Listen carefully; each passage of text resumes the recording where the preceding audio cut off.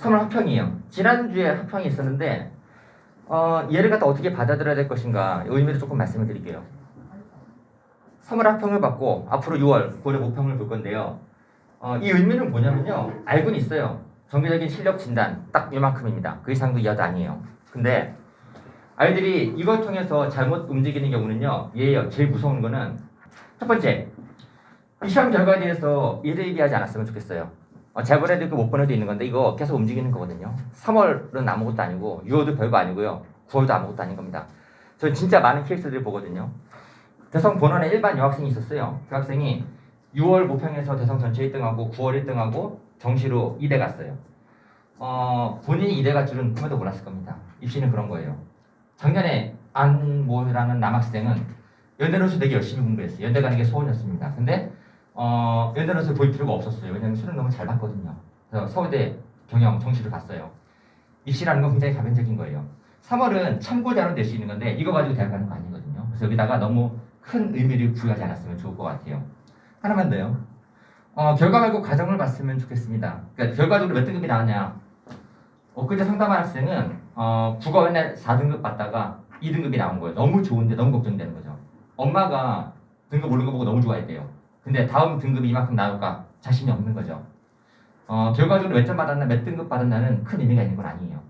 어떻게 공부했길래 올랐나 어떻게 공부했길래 떨어졌나 그 과정이 의미가 있는 거지 결과적으로 등급이나 숫자에 집착할 건 아닙니다. 실제로 우리가 보는 시험들 중에서 결과가 중요한 건 하나밖에 없어요. 수능입니다. 수능은 과정이 중요하잖아요. 결과만 좋으면 끝나는 겁니다. 반면에 수능을 제외한 나머지 모든 시험들은 결과가 중요하잖아요. 아무짝에 쓸모없는 겁니다. 그 과정에서 내가 뭘 잘하고 뭘 못한다를 짚어보는 게 제일 중요한 거예요. 그리고 제일 큰 거는 얘예요. 자, 보죠. 3편 끝나면은 아마 지금 아이들도 그렇고 어머님도 많이 고민하시는 게 뭐냐면 애들이 이렇게 얘기하는 거죠. 등급이 안 나온 거죠. 생각만큼 공부했는데 안 나왔어요. 그럼 뭘 하냐? 학원을 바꿔요. 강사를 바꿉니다. 이게 가장 큰 문제라고 생각한 이유는 뭐냐면요. 등급이 낮은 이유는 가장 큰 이유는 사실은 개인적인 문제예요. 내가 공부를 잘못한 거거든요. 대부분 애들은 이 사실을 받아들이지 않습니다. 내가 잘못 공부한 게 아니고 저 강사가 잘못 가르쳤다고 생각하는 게 마음이 되게 편하거든요. 아이들도 그렇고 어머님들도 그렇고 책임을 전가하기 시작을 해요. 내 책임이 아니라고 생각하면은 3월에 움직이거든요. 그런데 어떻게 하는 거냐? 6월에 또 움직이고 구모 보면 또 움직여요. 1년 내내 돌다가 끝나버리는 거죠. 재수생들이 잘 안 움직입니다. 작년에 이걸 해봤거든요. 그래서 결과가 좋건 나쁘건 간에 내 책임이라는 걸 인지하는 게 가장 큰 부분인 거예요. 내 책임이라고 생각하면은 개선 여지가 생기지만 저 강사 때문이다 그러면요. 사실 학원을 옮긴다고 해도 크게 바뀌지는 않을 겁니다. 그래서 세 가지 말씀드렸어요. 너무 작은 거에 기뻐하거나 슬퍼하거나 움직이지 말고 과정이 중요한 거고 책임 전가 말자라는 겁니다. 제가 논술 강사인데 이걸 왜 말씀드리냐면요. 3월 끝나고 나면은 두 가지 케이스가 생겨. 한 가지는 뭐냐? 논술을 공부하다가 학평이 잘 나오죠. 3월 잘 나오고 6월 잘 나오면은 논술을 그만둬요. 이유는 뭐냐? 좀 잘 볼 것 같은 거예요. 논술 없어도 정시를 잘 갈 것 같은 생각이 들어요. 이런 문제가 생기는 거죠. 3월 잘 본다고 수능 잘 보는 건 아니거든요. 다른 경우도 있어요. 3월에 못 보죠. 그럼 논술도 그만둬요. 잘 봐도 그만두고 못 봐도 그만둬요. 되겠어요. 근데 못 보면 그만두면서 뭐라 그러냐? 논술 때문에 수능을 잘 못했다고 생각을 해요. 일주일에 논술 4시간 하는데 얘 때문에 수능을 못 보진 않거든요. 모의고사를 못 보는 이유는 수능을 못하기 때문인 거지 논술 4시간 했기 때문은 아닌 거예요. 자꾸 핑계를 만듭니다. 이들은요. 내가 못 본 이유를 딴 데서 찾아요. 그러면은 개선이 없거든요. 그래서 많이 움직이지 말고 지금 다니고 있는 학원을 다니기를 결심하기까지 꽤 오랜 시간이 걸렸을 겁니다. 강사 문제는 생각보다 많지는 않아요. 내가 어떻게 바꾸고 어떻게 움직일까 이걸 고민하는 현명한 방식입니다. 이게 학평에 대한 간단한 의미고요. 그리고 다가올 게 하나 있죠. 1학기 중간고사 있어요. 내신일 때 깨끗합니다. 학생부가 예쁘죠? 그러면요. 진짜 열심히 하는 거예요. 최선을 다해서 4주, 5주 하고 들어가는 겁니다. 반대 경우도 있어요. 학생부 지원이 안 되는 경우가 있거든요. 이때는 최선을 다해서 수능하는 게 좋은 전략인 거예요. 제가 제일 안타깝게 여기는 경우가 누구냐면 서울에 이제 우리 동네 애들이죠. 한 4, 5등급 나온 애들이 있어요. 얘네가 논술 공부 되게 열심히 해요. 왜 열심히 하냐? 담임이 하라 그러거든요. 학원에서 내신 반을 열어주거든요. 공부해야 될 것처럼 느껴지는 거예요. 근데 우리 목적은 내신 잘 보는 게 아니고 이거 공부해서 대학 가는 데 써먹는 겁니다. 내가 만약에 내신 4등급 중반이다. 이 동네에서. 그러면 학적으로 어디 갈 수 있을 것인가? 이거 판단해봐야 돼요. 어디 가냐? 갈 데가 없어요, 사실은요. 애들은 그냥 공부해요. 5등급이면 내신 안 해야 되는 거거든요. 근데 공부하는 거예요. 담임 하라 그러면 하는 겁니다. 그러지 말고 내가 학생부를 쓸 데가 없으면은 정확하게 판단해가지고 수능하는 게 훨씬 더 빠른 전략입니다. 그냥 내신은 시험 보기 전날 하루 정도만 해주세요. 최소만 투자하는 거고 나머지는 수능에 투자하는 게 한 문제 더 맞는 게 훨씬 더 좋은 전략이 되는 거예요. 사례 하나 말씀드릴게요. 지난 주말에 상담했던 학생인데 서울에 내신 4.0이었어요. 1학년 1학기부터 2학년 2학기까지가 4.0이거든요. 근데 저랑 상담하면서 내신 열심히 안 하기로 했어요. 왜냐면은 내신 열심히 해도 많이 안 오르고 내신 열심히 안 해도 많이 안 떨어지거든요. 그래서 그냥 수능 열심히 해라 했는데 담임하고 상담을 했어요. 상담하고 와서 중간고사 때 열심히 하겠다는 거예요. 담임이 그랬대요. 열심히 해서 3등급 만들어보자라고 했다는 거예요. 저는 3등급이 너무 신기해요. 두 가지가 있겠죠. 만약에 이번에 3등급을 받잖아요. 지금까지 4.0인데 이번에 3등급 받으면요. 3학년 1학기에 총 3.8등급 나오는 거죠. 4.0은 내신으로 쓸모없는 내신이고 3.8도 쓸모없는 내신인 거예요. 그러면 이 말이 아니고 이번에 엄청 잘해가지고 결과적으로 3등급을 만들고 싶었던 건가? 이건 불가능해요. 왜냐면 결과적으로 3.0이 나오려면 3학년 1학기 때 내신이 마이너스 1등급 나와야 되는 거예요. 얘가 일로 가기도 어렵지만 일로 가는 건 불가능한 일이죠. 결과적으로 이 학생이 통상 정말 열심히 해서 이렇게 나와봤자 3.8인데 큰 의미가 없어요. 그래서 학종으로 갈 수 있는 학교를 갖다 가늠해보세요. 이 가늠은 이미 끝났어요. 2학년 2학기면 충분히 가늠이 가능합니다. 그래서 그 학교가 가기에 내가 괜찮다, 나쁘지 않다, 만족스럽다 싶으면은 내신 열심히 하는 거고 봤는데 그리 갈 데가 없다 싶으면은 더 이상 팔 필요가 없는 겁니다. 수능하세요. 수능하는 게 훨씬 좋은 전략이 되는 겁니다. 관련해서 저는 이 얘기도 드리고 싶어요. 수시에서 지방대는 없어요. 제가 상담하다 보면 컨설팅에서도 이런 얘기 되게 많이 들어요. 우리가 정시로 가면은 전라도로 가는데 충청도까지 가죠. 자, 정시를 충청도까지 가는 건데 학종을 쓰면은 경기권까지 갈 수 있다라고 말하는 경우가 있거든요. 현명한 전략은 아니라고 봐요. 충청도도 지방대고요. 경기도도 지방대예요. 불행한 일이지만 우리가 3년간 공부해서 지방대 가려고 공부하는 건 아니거든요. 그래서 학교가 서울에서 얼마나 멀어지냐, 가까우면 좀 좋은 학교가 이렇게 판단하는 건 아닙니다. 서울이 아니면은 큰 의미는 없어요. 지방대 중에 좋은 건 딱 하나밖에 없어요. 우리 집 앞에 있는 거. 혹은 내가 먹고 살만한 동네에 있는 거. 그 동네에 명문대는 좋은 대학이에요. 하지만 우리가 지금 몸이 서울에 있고 서울에 터전을 잡을 계획이라면 지방대는 큰 의미가 없습니다. 그래서 학종으로 지방대는 쓰지 않기 때문에 학종으로 인서울이 좀 어렵다 싶으면은 대안은 논술이 제일 좋은 선택이 되는 겁니다. 그래서 내신까지 말씀을 드렸고요. 논술 좀 들어가 볼게요. 문과이기인데 간단하게 설명드릴게요. 저는 최저 맞춰서 수시로 합격하는 게 제일 좋은 전략이라고 생각해요. 올해 입시 몇 가지 사례 드리자면 자연계 친구들이 건대 갈 친구들이 연대 경영 가고 숭실대가 연대 경제 가고 건대가 고대 통계 동국대가 고대 서서문까지 가는 거였어요. 우리가 만약에 이 학교들을 가려고 치면은 인문계 내부만 아니고 자연계에서 저 레벨 애들과도 경쟁을 해야 되는 거였어요. 실제로 연대 같은 경우는 자연계 교차 이전율이 69%였습니다. 그래서 정시를 가기가 상당히 어려워진 상황이기 때문에 최저를 맞춰가지고 수능 공부 중요해요. 수능은 대학 가는데 정시를 가는데도 필요하지만 수시에서 최저 맞추는데 정말 좋은 부분입니다. 그래서 최저 맞춰서 수시를 가는 게 제일 좋은 방식이에요. 그리고 조금 팁을 드리자면 수능 전에 논술 보는 학교들이 있습니다. 되게 좋아요. 애들이 걱정도 많이 해요. 납치 걱정하는 경우 있거든요. 연대가 수능 전에 보죠. 그 연대가 납치하면 어떡하나 걱정 되게 많이 하는데 제 생각엔 납치 걱정은 안 해도 돼요. 납치하면 감사하게 끌려가는 겁니다. 근데 애들이 걱정해요. 그래서 납치 걱정 말고 수능 전에 보는 대학들은요. 기본적으로 아이들 자원들이 강하지가 않아요. 연대라고 친다라면 기본적으로 서울대 갈 만한 재원들은 연대 안 씁니다. 그리고 본인이 서울대 갈 거라고 착각하는 애들도 연대 안 써요. 그래서 상위권에 빠져나가 버리는 겁니다. 수능 전에 대학들은요. 되게 약합니다. 대부분 애들은 낙관적이에요.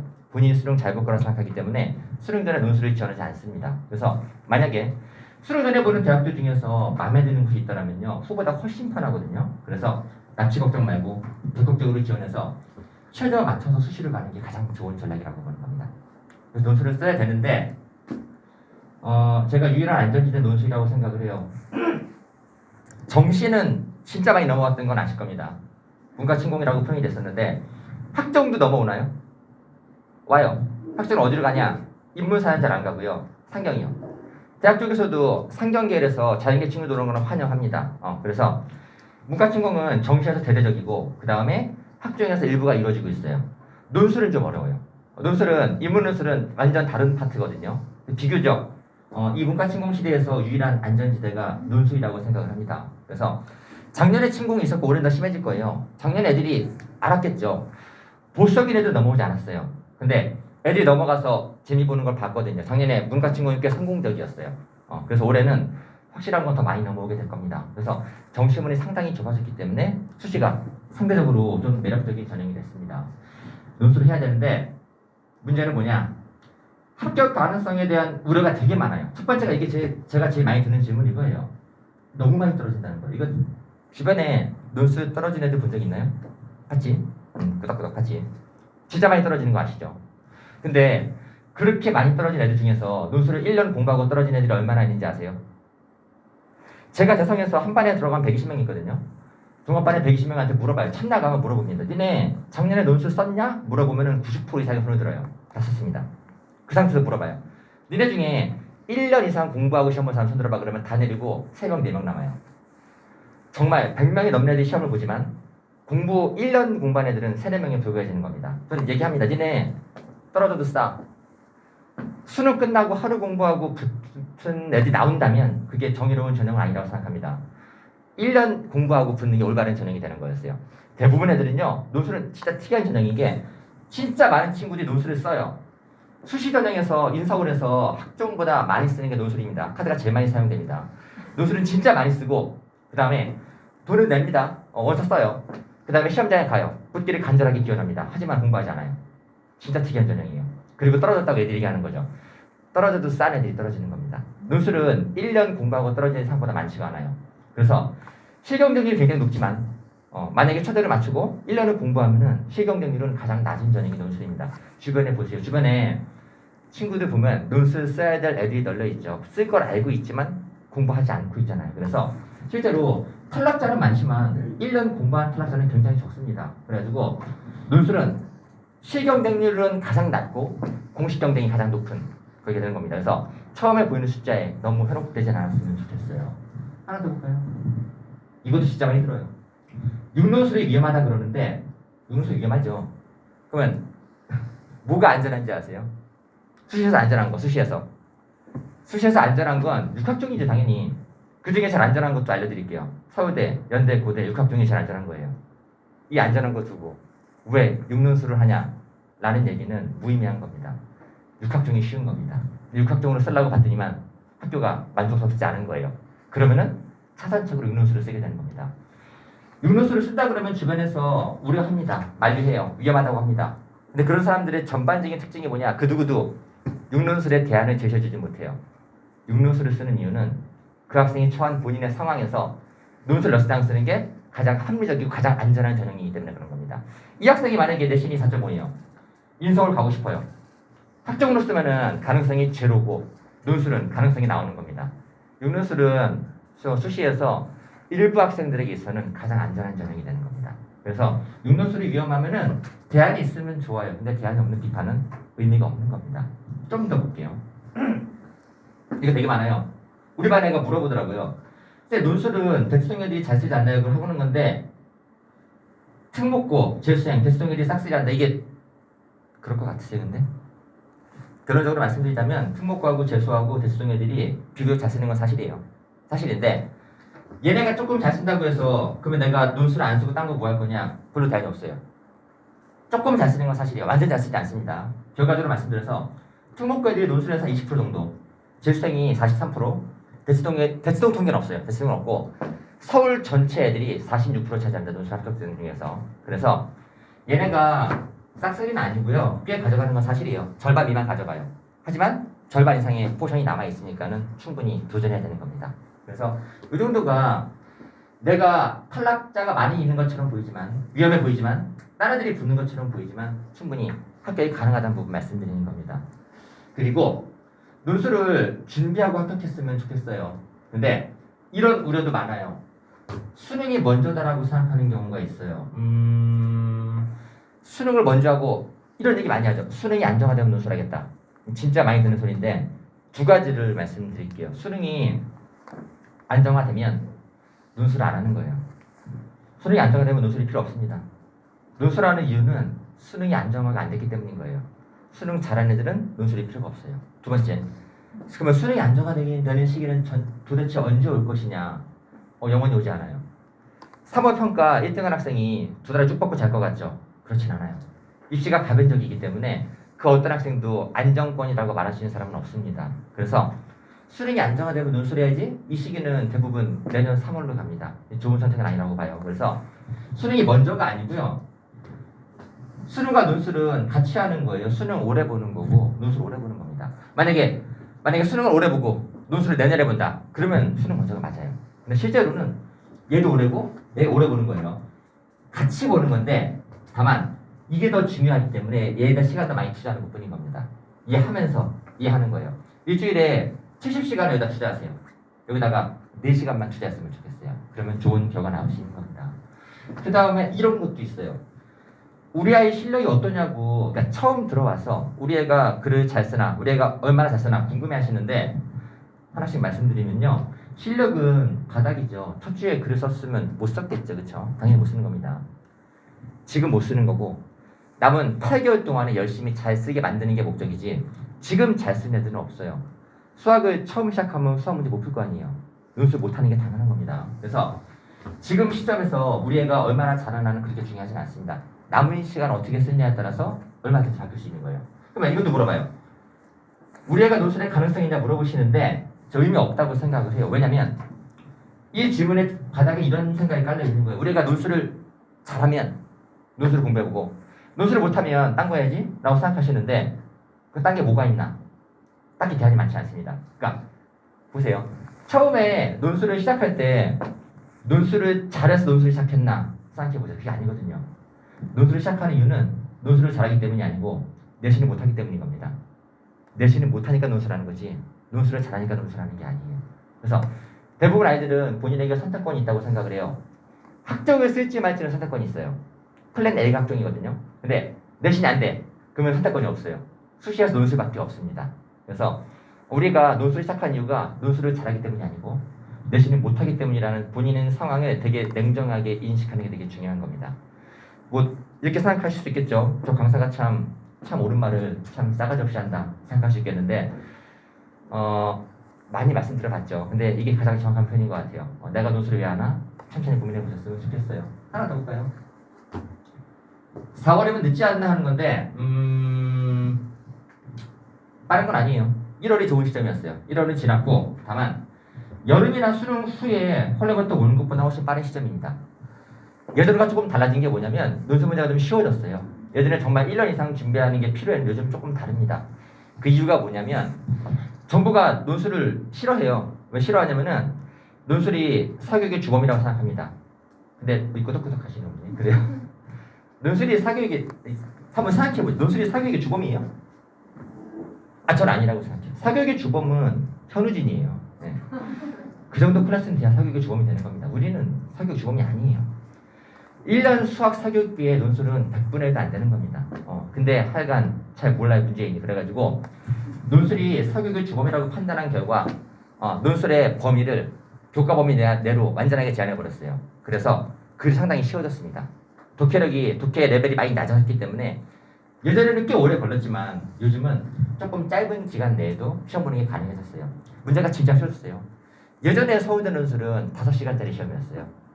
지금 제일 긴 게 2시간입니다. 5시간하고 2시간은 정말 천지 차이죠. 그래가지고 빠른 시점은 아닙니다. 다만 이때보다 빠른 거고 그리고 지금부터 시작해도 어느 만큼 승부를 볼 만큼 충분한 시간이 있어요. 8개월 있습니다. 그래서 부지런히 움직였으면 좋겠어요. 자, 그래서 준비를 할 텐데 이게 혼자 하기가 좀 어려워요. 제가 요즘 뭐 보고 있냐면요. 대학들도 요즘 유튜브도 하거든요. 그래서 홈페이지 가보면은 진학생, 학교 학생들 붙은 애들 인터뷰 다 올려놔요. 다 봤어요. 제가 연대, 성대, 서강대, 경희대 다 봤는데 애들이 학원에 대한 평가합니다. 진행자가 물어보거든요. 학원 다니는 게 논술에 도움이 됐냐 물어보는데 답변들이 다채로워요. 학원이 진짜 도움이 됐다고 말하는 애들도 있고 전혀 도움이 안 됐다고 말하는 애들도 있어요. 근데 흥미로운 건 뭐냐면 학원을 안 다니고 붙은 애 한 명도 없었어요. 욕을 하든 지지를 하든 무조건 학원을 다녔어요. 독학해서 붙은 애는 한 명도 없었어요. 이과는 있어요. 이과는 보니까 한양대 붙은 애 보니까는 이과는 수학 잘하는 애들은 독학으로 붙거든요. 인문 논술은 단 한 명도 없습니다. 본 적이 없어요. 불가능해요. 왜 그러냐면 논술은 얘가 있거든요. 첨삭. 첨삭은 독학이 안 돼요. 내 글을 내가 고치는 게 불가능하기 때문에 그런 겁니다. 그래서 공부를 한다라면 일단 뭐 학원은 일단 필수적이라고 생각을 해요. 학원이든 방과후든 뭐라도 해야 되는 겁니다. 움직이지 않으면 성과가 없어요. 자, 은행 사거리라고 적어들었어요. 제가 이 동네에서 우리가 이 건물에서 23년을 버텼습니다. 2000년에 개원했어요. 진짜 많은 학원들이 왔다 가는 걸 봤지만 우리 남아 있었어요 지금요. 근데 어떻게 살아남았나 말씀 좀 드릴게요. 첫 번째는 커리큘럼인데 저희 커리큘럼은요 논술을 유형별로 쪼개요. 선생님마다 좀 차이가 있습니다. 적으면 5개, 많으면 8개로 쪼개는 건데 이 유형이 되면은 나중에 어떤 학교를 보든 간에 모든 대학 대비가 가능해지는 겁니다. 지금 사실은 대치동에 보면은 어떤 학원들은 지금부터 연대반, 성대반, 경희대반 쪼개서 가거든요. 그리 좋아하진 않아요. 왜냐면 그 아이가 나중에 성대를 쓸지 안 쓸지 모르거든요. 처제가 안 맞을 수도 있는 거예요. 그 다음에 성대만 쓰면 상관없어요. 우리 아이들 대부분 6논술 쓰거든요. 뭐 성대반 준비하면은 나머지 어떻게 할까요? 그래서 저희는 일단 유형별로 정리해서 모든 대학에 맞춰 나가는 겁니다. 이렇게 보시면 돼요. 연대가 높고요. 인하대가 낮아요. 그 문제가 다른 문제 내는 거냐? 그렇지 않아요. 몇 가지 모듈들이 있거든요. 이런 유형들을 전부 다 공유합니다. 비교, 분류, 적용 이렇게 이런 패턴들을 다 공유하는 거기 때문에 만약에 이런 유형들을 이해하고 있으면은 학교가 달라져도 순서만 바뀌는 거지 대비는 가능해지는 거예요. 예전에는 문제가 진짜 제각각이었거든요. 근데 지금은 달라요. 왜냐면 이 과정이 있었어요. 대학들도 문제를 잘 내는 대학이 있고 못 내는 대학이 있어요. 문제를 못 내는 대학들은 잘 내는 대학 문제들이 베끼기 시작합니다. 이게 10년 넘었어요. 그런 과정 내에서 문제들이 다 고만고만해집니다. 그래서 지금은 제일 잘 만드는 게 성대예요. 심지어는 연대조차도 성대 문제에 근접해 가고 있어요. 그래서 이게 가장 기본인 거고 이렇게 유형화되어 있는 걸 갖다가 파악하고 나면 나중에 이렇게 얘를 이해하고 이 5개, 6개 라인을 이해한다면 나중에 조합만 바꿔가는 것 통해서 얼마든지 합격이 가능해지는 겁니다. 그래서 저희가 이런 커리큘럼을 가지고 있어요. 그리고 시스템이 있죠. 제가 이거 보신 적 있을 텐데요. 이게 수능에 있던 프로그램이었어요. 스쿨링이라고. 논술을 우리나라에서 아이들 실력을 점수화시켜서 보여주는 프로그램이 없었어요. 있으면 쓰려고 그랬어요. 없었습니다. 그래서 저희가 이 개발자하고 얘기하면서 메뉴를 만들었어요. 그래서 저희가 이 메뉴를 직접 만든 겁니다. 점수가 나와요. 내 점수, 반평균, 전체 평균이 있습니다. 저희가 6명이에요. 6명이서 데이터를 공유하기 때문에 바탕이 꽤 넓습니다. 100점은 사실은 잘 주진 않아요. 100점 주면 애들이 학원 그만두더라고요. 배울 게 없다고 생각하는 것 같아요. 100점은 안 주는데 이거는 샘플이에요. 점수가 나오는 거고 그 다음에 점수 밑에 서술형 평가가 나오고요. 그리고 100분위가 나와요. 100분위가 없으면 사실 의미가 없습니다. 그리고 아예 점수 추이가 나오는 겁니다. 이거를 그러면은 이 점수와 100분위 어디다 써먹는 거냐 이 부분이에요. 우리가 점수가 있어야 합리적 수시 상담이 가능해지는 겁니다. 내 위치가 어딘지는 궁금하긴 하겠지만 큰 의미가 있는 건 아니에요. 어디다 써먹는 거냐? 자, 이게 큰 부분이에요. 수시 상담을 할 텐데 제가 일반적인 케이스 말씀드릴게요. 대부분 애들이 논술을 공부를 안 해요. 그러면 9월 13일 원서 쓰거든요. 어떻게 쓰나 볼게요. 9월 13일에 9월 모평 알겠죠? 6월 알겠고 내신 알겠죠? 논술 실력은 몰라요. 되게 신기한 일이에요. 논술 원서를 써야 되는데 담임하고 상담하는데 담임이 이 아이의 모평과 내신은 알지만 논술 전형 원서 쓰는 건데 논술 실력을 몰라요. 상담을 해요. 되게 신기한 일이에요. 상담하고 애들을 대성으로 보내주는 겁니다. 이게 늘 진행도 않던 일인 거예요. 재수생들이 되게 분노하는 게 이 부분이에요. 내가 작년에 담임하고 상담을 했는데 말이 안 되는 상담했던 거였어요. 1년 지나면 알게 되는 겁니다. 어머님들 조금 더 빨리 아셨으면 좋겠어요. 만약에 정시 원서 쓰는 건데 배치표가 있는데 정시 내 실력을 몰라요. 점수를 몰라요. 그러면 상담이 무의미해지겠죠. 이게 일선 고등학교에서 지속되는 일이 되는 겁니다. 이게 개선이 안 돼요. 앞으로도 안 될 겁니다. 그러면 이런 경우는 어때요? 공부를 하긴 하는데 다른 학원에서 공부하는 경우도 있어요. 대부분 어떻게 하는 거냐? 이거까지 똑같아요. 평가를 해요. 이런 평가가 대부분인 거죠. 얘 잘한다, 못한다, A다, B다, C다. 문제는 잘하고 못하고 A, B, C가 구체적으로 어떤 의미인지가 구현이 안 된다는 거예요. 저희가 수치화시키는 건 뭐냐면요. 학습을 하면서 저희는 수치를 만들어내는 겁니다. 저희는 점수가 나오고요. 그걸 객관적으로 평가를 합니다. 결과를 한번 보여드릴게요. 4년간 학원에서 합격한 아이들 점수를 내봤어요. 전체 100분이느냐 한 70% 정도. 그 다음에 1군, 연사성 이런 아이들은 71% 정도. 그 다음에 68 이렇게 됐는데 조금 이상한 것 보이시나요? 얘가 높고요. 얘가 좀 낮은 건 그렇다고 쳐요. 얘가 더 높아요. 얘가 더 높냐? 이쪽은 최저가 있고요. 여기는 최저가 있고요. 이 최저 없거든요. 최저 없는 데가 붙기 정말 힘들어요. 왜냐면은 이쪽은 실경적률이 최저 통해서 많이 낮아지기 때문에 글이 조금 약해서 붙는 게 가능한데 여기는 최저 없으면은 최초 경쟁률이 곧 실경적률이 되는 겁니다. 이쪽은 붙는 게 비슷한 실력이라 한다 하더라도 오히려 최저 맞춰서 일로 가는 게 유리한 거지. 최저 없는 데 쓰면요 붙기가 이 정도 얘보다 더 잘 써야지만 붙는 게 가능해지는 겁니다. 그래서 이제 좀 간단하게만 설명을 드렸는데 일단 중요한 건 저희한테는 숫자라는 게 있다는 겁니다. 얘가 글을 잘 써요. 얘 붙을 것 같아요. 이런 게 아닌 거고 저희는 4년간 누적된 데이터에 기반한 상담을 하기 때문에 지금까지 성과가 나왔던 겁니다. 자, 여기 있었고요. 세 번째, 우리가 살아남은 이유는 이렇게 생각해요. 결국은 사람이라고 생각해요. 저희 6명이 있는데요. 홍경용 선생님은 황림에서 21년 계셨어요. 그 다음에 좀 이따 나올 겁니다. 이학희 선생님은 17년 계셨습니다. 발렌타인 같죠, 그렇죠? 손봉우 쌤은 17년 계셨고요. 저도 16년, 이정우 쌤은 13년, 조영 쌤은 11년 계셨는데, 그러니까 이 수치는 뭐냐면요, 이 건물에 있는 것만 계산하는 겁니다. 조영 선생님도 여기 오기 전에 5년이 더 있었고요. 이정우 쌤도 앞에 9년이 더 있습니다. 그거 다 빼고서라도 이 은행 사거리에서 아이들을 갖다가 대학으로 보낸 시간이 이렇게 되는 겁니다. 정말 오랜 동안 저희가 준비를 해왔고요. 좋은 결과를 내왔던 겁니다. 그래서 지금부터 제가 학력연수의 사람들을 제가 큰 말씀은 드린 거고 여기에 대해서 개별적으로 조금씩 소개를 좀 해드릴게요. 먼저 말씀드릴 분은요. 저희 오셨죠? 팀장님이세요. 그래가지고 일단 이문호수 팀장입니다.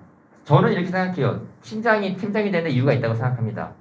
그리고 상경노수 최강자입니다. 선생님은 저희 경희대 경제학과 졸업하시고 예전에 뭐 경제 AP까지 강의하셔가지고 경제 쪽에서는 빠삭합니다. 그리고 아시다시피 매력적인 학과들이 많은 경우가 수리논술을 탑재하는 경우가 있어요. 그래서 수리하고 인문을 갖다가 동시에 수리를 따로 공부하는 게 아니고 같은 시간 내에 커버하는 게 가능합니다. 그래서 이학기 선생님이 저희 팀장 맡고 있고요. 선생님이 본인 강의에 대해서 간단하게 설명해 주실 겁니다. 안녕하십니까. 인문논술 팀장 이학이라 합니다. 과장이 좀 있습니다. 팀장인 거는 가장 연로해서 팀장인 거고요. 상경논술 최강자는 합격한 학생들입니다. 저는 이제 논술, 인문논술뿐만 아니라 수리논술 수업은 이제 숭실대 경상계열이나 이대 사회계열 하면서 진행하는데 제가 최강자일 수는 없고 학교안 애들 최강자죠. 저는 가이드 많은 거고요. 강자 정도 하도록 하겠습니다. 아까 이몰 선생님께서 말씀하셨겠지만 이과에 대한 문과 침공. 제가 볼 때 문과가 소멸되는 시대거든요. 이거에 대한 대안 아까 이몰 선생님이 충분한 요구를 하셨던 것 같아요. 요거 해야 되나요? 그래서 저는 그 사회 상경계 논술, 그거에 대해서 좀 아셔야 될 정보들 좀 말씀드릴게요. 아무래도 선발 인원이 사회 상경계가 절대적으로 많다 보니까 좀 아셔야 되지 않을까. 그리고 아이들이 대학 졸업해서 철학자가 된다든지 국어학자가 된다든지 원하시는 거 아니잖아요.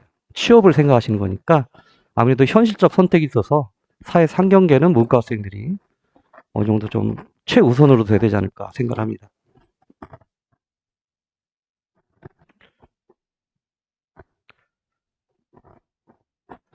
제 양력인데 교재도 있습니다. 학원 홈페이지도 있고요. 오늘도 문과는 망했습니다. 제가 유튜브를 좋아하는데 영화 SF를 좋아해요. 대부분 다 지구가 망할 위기에 있죠. 마찬가지로 문과는 망했습니다. 아까 이모 선생님 다 말씀하셨지만 아이들은 화성인이고 무력한 지구인이라 생각하시면 되고요. 아이들한테 핵폭탄이 되었습니다. 아이들이 코로나 때문에 그런지 몰라도 아이들이 다 얼굴이 이래요. 실제 상담을 해보면 정시로 가겠다고 또 정시를 통해서 대학 합격하겠다는 애들이 아직도 정신 못 차린 거예요. 실질적으로 솔직히 말씀드리면 이쪽 중계, 넓게는 노원 쪽을 보면 정시로, 물론 정시 합격 학생들 많죠. 학원에 잘 가르치니까. 하지만 아까도 말씀하셨지만 3등급부터 5등급 사이에서 정시로 인서울권은 현실적으로 불가능하지 않습니까? 그리고 수능도 아이들이 기대치와 좀 달라집니다. 그래서 살 길을 좀 찾아야 된다고 생각을 하고요. 빛이 내려오죠. 논술 전형입니다. 특히 저는 사회 상경계 논술에 대해서 말씀드릴게요. 요거는 아까 이몰 선생님이 말씀했던 거 보니까 중복된 거 빼고요. 아까 말씀하신 거 핵 포인트는 뭐냐면 그 정시 잠식이 심각하다는 거, 그리고 학종은 특히 상경계 잠식이 심각하다는 거. 제가 이제 경제학과를 나왔거든요. 경제학과나 경영학과 가면 전공 필수로 경제 수학과 경영 수학을 배웁니다. 경제 수학은 옛날 사람이라 마이클 창 교수, 하버드대 마이클 창 교수의 경제 수학을 배웠는데 한 1500페이지 정도 돼요. 저때 영어 원서로 했습니다. 근데 경제학은 영어가 좀 쉬워요. 어쨌든 경제 수학과 경영 수학을 가르친다는 거는 경제학과 경영학에 있어서 기본적으로 학문적 이해력이 충분해야 되기 때문에 상경계는 수학에 강한 이과 학생들, 이과 계열 학생들을 선호할 수밖에 없고 학종에서 그런 현상들도 갈수록 심화될 거라 봅니다. 자, 논술 전형은 침공이 불가하죠. 아까 말씀드린 것처럼 수리 논술만 시행하는 대학은 없습니다. 상경계나 사회계열 중에 수리 논술만 보는 대학은 없고요. 언어 논술 같이 수리 논술을 보기 때문에 수학 하나 잘한다고 생각하고 인문계, 사회 상경계열 논술 전형 쓰기가 어렵습니다. 제가 일전에 한 10년 넘었는데요. 숙명여대 자연계열 언어 논술을 가르쳤었거든요. 그때는 이제 숙명여대가 언어 논술과 수리 논술을 나왔는데 언어 논술 할 때 제가 한 3번 정도 써봤는데 애들한테 마지막 남긴 말은 뭐였냐면 그냥 본문을 뺏겨라. 제시문 뺏겨라. 용어 좀 살짝 바꿔가면서. 왜? 이과 아이들이 아무래도 글쓰기 대단히 취약합니다. 자, 이런 이유 때문에 논술 전형은 자연계 학생들이 침공이 불가능하다. 안전구역이다 생각하시면 돼요. 그리고 나머지 읽으시면 될 것 같고요. 제가 이제 포인트를 주는 거는 이 수리논술을 보는 11개 대학의 사회 상경계는 실질 반영 비율이 높습니다. 그렇기 때문에 수학 실력에 강점이 있다면 여기서 수학 실력은 1등급 말하는 거 아니에요. 문과 계열 학생 중에 수학에서 1등급인 학생은 아마 학교별로 가면은 일반고 가면 전교에서 문과 계열 중에 한 명 아니면 없거나 그럴 수 있어요. 그래서 1등급에서 4등급. 4등급이 수학에 강점이 있느냐라고 반문하실 수도 있는데 현 상황에서는 4등급도 수리논술 쓸만한 실력이다 봅니다. 자, 이게 이제 전체적인 출제 경향입니다. 근데 요거를 다 일일이 말씀드리진 않고요. 학교별로 한번 특징들을 한번 살펴보도록 하겠습니다. 사진 찍으셔도 좋고요.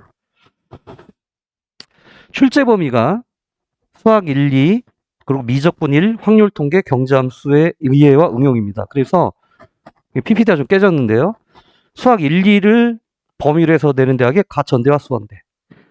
계산형 문제입니다. 그러니까 수능에서 보는 문제와 유사합니다. 그래서 이렇게 출제했고요.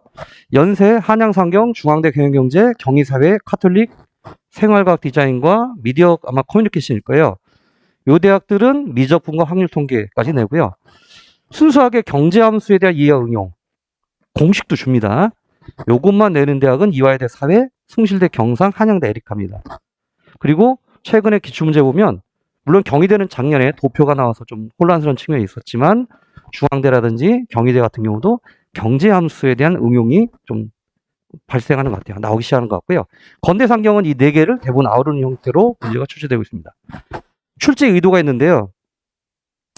출제 의도는 이렇습니다. 수학 제시문하고 주어진 정보, 이 주어진 정보는 공식을 주는 경우도 있습니다. 그렇기 때문에 공식이 기억 안 난다고 해서 그죠? 못 푸는 상황, 그런 상황들은 몇몇 대학에서는 발생하지 않는다. 그리고 답을 찾는 과정을 수리적으로 표현하고 그리고 논리적 결론은 제시하는 것. 그 출제 유형을 제가 분석을 다 해봤어요.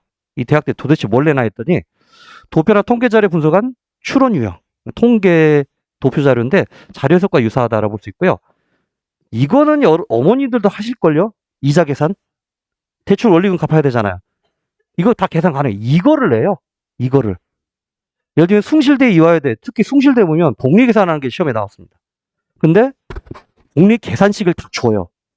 그 다음에 복리 계산을 어떤 방식으로 하는지를 다 알려주고선 한번 계산해봐라. 그래서 저는 그때 생각할 때 학생들을 무시하는 게 아니냐. 굉장히 쉽게 나오기도 하고요. 요게 굉장히 많이 나옵니다. 주어진 제약 조건 하에서 목적 함수를 최대 최소화하는 거. 요거는 2차 방정식만 알면 풀 수 있는. 기대가의 근거와 의사결정. 요것도 쉽죠. 기껏 확률과 미적분이 나와봐야 요거예요. 근데 여기 나오는 이 추론 유형들 문제 보시면 그 활용할 산식이 그 예를 들면 미분과 적분이다 그러면 미분 개수나 적분 개수 정도 기초적인 것만 알아도 풀 수 있는 문제다. 그래서 학교별로 한번 살펴보면요. 주어진 시간이 짧아서 말이 좀 그렇습니다. 연세대하고 한양 이화를 같이 볼 텐데요. 빨간 부분은 좀 수학 실력이 좀 비중이 있어야 되는 대학이라 보시면 되고, 푸른색은 솔직히 4등급이어도 4등급 정도, 수학 4등급 정도만 돼도 충분히 대응 가능하다. 그리고 중간 단계를 보시면 돼요. 그리고 여기가 조금 좀 수학 실력도 어느 정도 좀 받침이 돼야 되는 대학이라 볼 수 있고, 푸른 부분은 좀 시험의 난도도 낮고, 그리고 대비가 좀 쉬운 대학. 요거는 이제 평균적인 건데요. 연세대 같은 경우에는 25점입니다. 25점인데 인문사회 다 봐요. 인문상경사회. 그래서 연대를 지원하고자 한다면 사회 수리논술을 봐야 되는데, 수리 출제 이전의 평균 줄서보다 좀 상승했습니다. 수리논술 출제한 이후. 요건 뭘 시사하는 거냐면 연대를 지원 학생들 실력 대비했을 때 수리논술이 그리 어렵진 않았다는 겁니다. 그걸 시사하는 거고요. 이 난도 상이라는 거는 절대적 수준 봤을 때는 문제는 좀 어렵습니다. 하지만 연대를 지원 학생들, 물론 최저가 없다는 이유로 제가 상담한 애 중에는 국영수탐이 777에도 썼어요. 귀걸이하고. 응? 엄마한테 넌 나쁜 놈이다 욕까지 먹으면서. 그런 학생들이 또 많긴 하지만 일반적으로 합리적인 선택을 한다면 그래도 어느 정도 국영수 실력이 좀 갖춰있는 학생들이 많이 지원할 거 아닙니까? 그렇기 때문에 수리논술의 난도가 상대적으로 좀 높아진다 하더라도 절대적인 수준은 높고 지원생 대비했을 때는 그렇게 어렵진 않더라. 그렇게 보시면 될 것 같고요. 그래서 제가 이제 체감 난도가 좀 낮다라고 말한 거고, 한양대는 보시면 점수 차이를 보세요. 인문하고 사회상경 보면 적게는 11.35에서 24.12. 이 대학은 언어논술이 50점, 수리논술이 50점이거든요. 근데 점수 차가 이렇게 크다는 얘기는 언어논술의 편차가 점수 편차가 거의 없다는 얘기예요. 상경계. 그래서 예전에 한양대 모의논술 1, 2, 3차까지 본 경우도 있었는데, 그때 언어논술 점수를 50점 만점 몇 점 주느냐, 우수담아 보니까 48점, 49점 줘요. 근데 수리논술은 그때 당시 합격자 평균 점수가 50점 만점에 27점이었습니다. 그러니까 결국은 한양대는 수리논술이 짱짱하면 볼 수 있다. 그래서 근데 문제가 얘네들이 그 수학 문제를 내요. 수학 문제. 그래서 좀 어려운 대학이다. 그래서 수리논술의 실질 반영 비율은 좀 절대적이고, 수험생 수준은 대비했을 때 체감 난도는 매우 높다. 그러니까 체감 난도도 높고 그 비중도 높기 때문에 여기는 수학 실력이 절대적이다. 이렇게 생각하시면 되고요. 이화여대는 이래도 되나 싶을 정도로 쉽습니다. 심지어 보시면 인문보다 상경계가 10점이 더 높아요. 이 얘기는 이화여대 지원 학생들을 대비했을 때 학생들 실력에 비해도 좀 쉬운 문제가 나온다라고 할 수 있고, 학생들 수준을 떠나서도 제가 봐도 수리논술 보는 대학 중에 난도가 합니다. 굉장히 쉽습니다. 좀 머리를 굴려서 풀어야 될 문제가 기껏해 2차 방정식 정도, 그 정도로 보시면 되고요. 그래서 쉬운 수리논술, 경자함수 응용하는 쉬운 수리논술을 내고 있다. 체감 난도가 낮은 정도가 아니라 매우 낮다. 그렇게 보시면 돼요. 근데 학생들이 막연하게 수리논술이 나온다. 수리논술을 보는 대학에 학생들이 두려움 갖는 이유는 수학이니까라는 두려움이거든요. 내가 과연 풀 수 있을까? 근데 실제 학교 문제 풀어보면 그렇게 어렵지 않다는 겁니다. 그 다음에 이제 중앙대, 경희대, 건대, 숭실대를 비교해보면, 중앙대, 경희대는요, 보시면 알겠지만 중앙대는 그리고 경희대는 오히려 인문 쪽에 점수가 상대적으로 낮은 거를 알 수가 있어요. 그러니까 지원자 대비했을 때는 체감 난도는 보통이다. 그리고 점수 비중이 상대적으로 낮다. 그래서 영향력은 다소 낮다. 하지만 그렇다고 해서 20점 만점, 3점 만점 그 각각 수리 문제가 20, 30이라 해서 얘네들이 실질적으로 20, 30의 비중을 갖고 있냐? 그건 아니라고 봐요. 왜냐하면 수리논술은, 그러니까 언어논술을 채점한 언어논술 만점 주기 힘들거든요. 그러니까 연대 같은 경우도 과거 수리논술이 나오지 않고 도표해석 나올 때 합격자 평균 점수가 60점대 후반에서 70대 초반이었어요. 근데 수리논술은 만점자가 많습니다. 잘만 풀면. 그리고 0점 처리도 되겠죠. 그렇기 때문에 실질 반영 비율은 20대 30이 아니라 그 이상이라고 보셔야 된다. 영향이 낮다라고 얘기하지만 그 이상이라 된다고 보시면 되고요. 건대는 여기 보시면 어디와 유사하냐면 한양대와 유사합니다. 점수 편차가. 그러니까 이거는 수리노술 비중이 절대적이다. 그리고 비율 보세요. 60%입니다. 일본 문항은 한 400에서 500자재 도표 해석이 나오기 때문에 아이들이 망하거나 흥하거나 해요. 그러니까 자료 해석이 대단히 어렵게 나오거나 쉽게 나오는 패턴이 있더라고요. 그래서 아이들이 뭐 도표 해석 문제는 비슷한 점수를 얻는다고 생각하고 아무래도 수리논술에서 아무래도 편차가 좀 심하지 않았나 그래서 특징은 한양대와 똑같습니다. 수리논술의 실반영 비율 절대적이고요. 수험생 수준 대비 체감 남도는 매우 높다라고 생각하시면 되고 숭실대는 수리논술 문제가 경자함수 음영이라 2대하고 똑같습니다. 오히려 2대보다 좀 더 어렵습니다. 제가 이제 가르쳐 보니까 좀 어려워요. 그래서 상대적인 난도를 보면 오히려 2대보다 얘네가 어려운데 전체적으로 봤을 때는 쉽다. 경제함수를 응용하는 문제다. 이렇게 보시면 되고요. 그리고 쉽기 때문에 학생들 수험생 수준 대비 체감도가 매우 낮은 수준이다 보시면 됩니다. 제가 지도할 때는 숭실대 경상계열 쓰는 학생들이 보통 이제 저희 지원생 중에 제 수업 듣는 애들이 저만 개설하니까 한 10명 정도 내외 되거든요. 근데 수리논술 채점해 보면요. 극과 극이에요. 40점 만점에 40점 맞는 애들 있고요. 어떤 아이들은 0점 처리돼요. 왜냐면 애가 산식을 줬는데도 못 써요. 그래서 극단적으로 점수가 나오는 것이 수리논술이라는 점을 또 아이들 지도를 통해서 좀 듣게 되었습니다. 100점 만점 기준으로 환산하면요. 얼마나 쉽냐면 인문은 67.6이고요. 상경 90.3이에요. 그러니까 수리논술의 영향력은 적다. 하지만 수험생들 봤을 때는 어떻다? 합격자와 불합격자는 수리 점수 차이가 매우 크다라는 특징을 갖고 있다. 자, 그 다음에 아직은 관심 없으시죠? 나중에 관심이 생기실 거예요. 왜냐하면 정시로 이 대학 못 가요, 솔직히. 내신 3, 4등급 학생 중에 정시 대비해가지고 이 대학을 갈 수 있냐? 결론 못 가게 됩니다. 그래서 우리 아이가 지금 내신 한 3.5고 국영수타 했는데 뭐 평균 3점대다. 미리 생각하셔야 돼요. 가천대하고 수원대는 수리 논술이라 보기는 힘듭니다. 작년도에 이제 최초로 이제 시행을 했는데 그냥 수학 문제를 내요. 그래서 풀이 과정과 정답 제시를 요구하고요. 한데 요걸 보는 학생들이 예전에 적성을 봤던 대학이잖아요. 4등급, 5등급 대 학생들 봐서 수학 문제가 어렵다라고 합니다. 근데 이제 담당 선생님은 이걸 왜 못 풀지? 인간인데? 뭐 이런 생각할 정도로 그렇게 어려운 문제는 아니다. 수능에 비해서는 훨씬 더 쉽다라는 생각이 되고 요것도 저희가 이제 개설하고 수업을 하거든요. 그래서 국어 수업하고 수학 수업을 해요. 문과, 이과 같이 이제 통합 수업 하는데 작년에 이 강의실 크기가 부족해가지고 아이들 수용하게 그래서 40명 정도 수업했던가요? 거기서 끊었습니다. 근데 선생님들 이제 수업의 중평이 좀 극단적이라는 거예요. 자연계는 국어 못 맞추고 그리고 인문계들은 그게 어려운 수준도 아닌데 잘 못 풀더라는 거죠. 요거 연습이 필요한 거고 저희가 이제 수업 개설 통해서 아마 진행할 텐데 수능 문제와 유사하다라고 보시면 돼요. 수학은 국어 9문제, 수학 6문제 정도 나옵니다. 그리고 카톨릭 같은 경우는 점수 차이가 좀 높은데 실적으로 카톨릭계 같은 경우는 아까 미디어 커미션하고 생활 디자인인가? 과도 잘 기억 안 납니다만 요 과를 지원 학생이 거의 드물어요. 그래서 요거는 좀 관심 안 가져줘도 되지 않을까라는 생각을 하고요.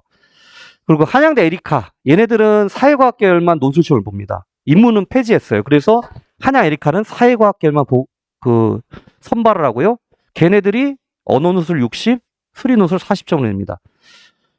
숭실대와 대단히 유사합니다. 경자함수 응용해서 푸는 문제고 하지만 아무래도 숭실대라든지 이화여대 같은 레벨이 하더라도 지원 학생 수준이 낮기 때문에 실질적으로는 체감 난도는 높다고 느낍니다. 이런 특징이 있습니다. 그래서 결론 뭐냐? 이렇게 보시면 될 것 같아요. PPT가 다 깨지는 참사가 일어났네요. 한양 연세 정도면 1, 2등급 정도면 그죠? 좀 수업 좀 듣고 기본 문제 풀어보면 풀 수 있다 생각하고요. 중앙대나 경희대, 건대는 한 3등급 정도라고 보시면 되고 아까 쉽다고 했던 이화여대, 이화여대나 숭실이나 카톨릭 요 정도라면 4등급 때도 지원 가능하다. 그리고 가천 수원대는 5등급도 지원 가능하지 않느냐. 기출문제 분석을 통해서 수업을 진행한다면 그렇지 않을까 생각을 하고요. 자, 그 다음에 지원 전략인데요. 수능 수학 등급 걸만 대학을 지원 결정하는 것이 필요할 것 같다. 근데 3월 모의를 기준으로 하긴 힘들어요. 왜냐하면 재수생들이라든지 재생들, 그 막강 재수생들이 빠졌기 때문에 내 수학 실력이 아니다라고 봅니다. 그렇기 때문에 6월 모평 기준 정도로 모평 성적을 걸맞게 이런 사회 상경계 논술 전형을 한번 생각해 볼 필요 있다. 그래서 이제 그 지원에 있어서 좀 고려할 사항들이 뭐냐면 실질 반영 비율하고 난도를 고려해서 결정해야 됩니다. 지금 시트지가 4개가 넘어갔는데 거기 다 나와 있었죠. 그런 걸 좀 고민하셔야 되고요.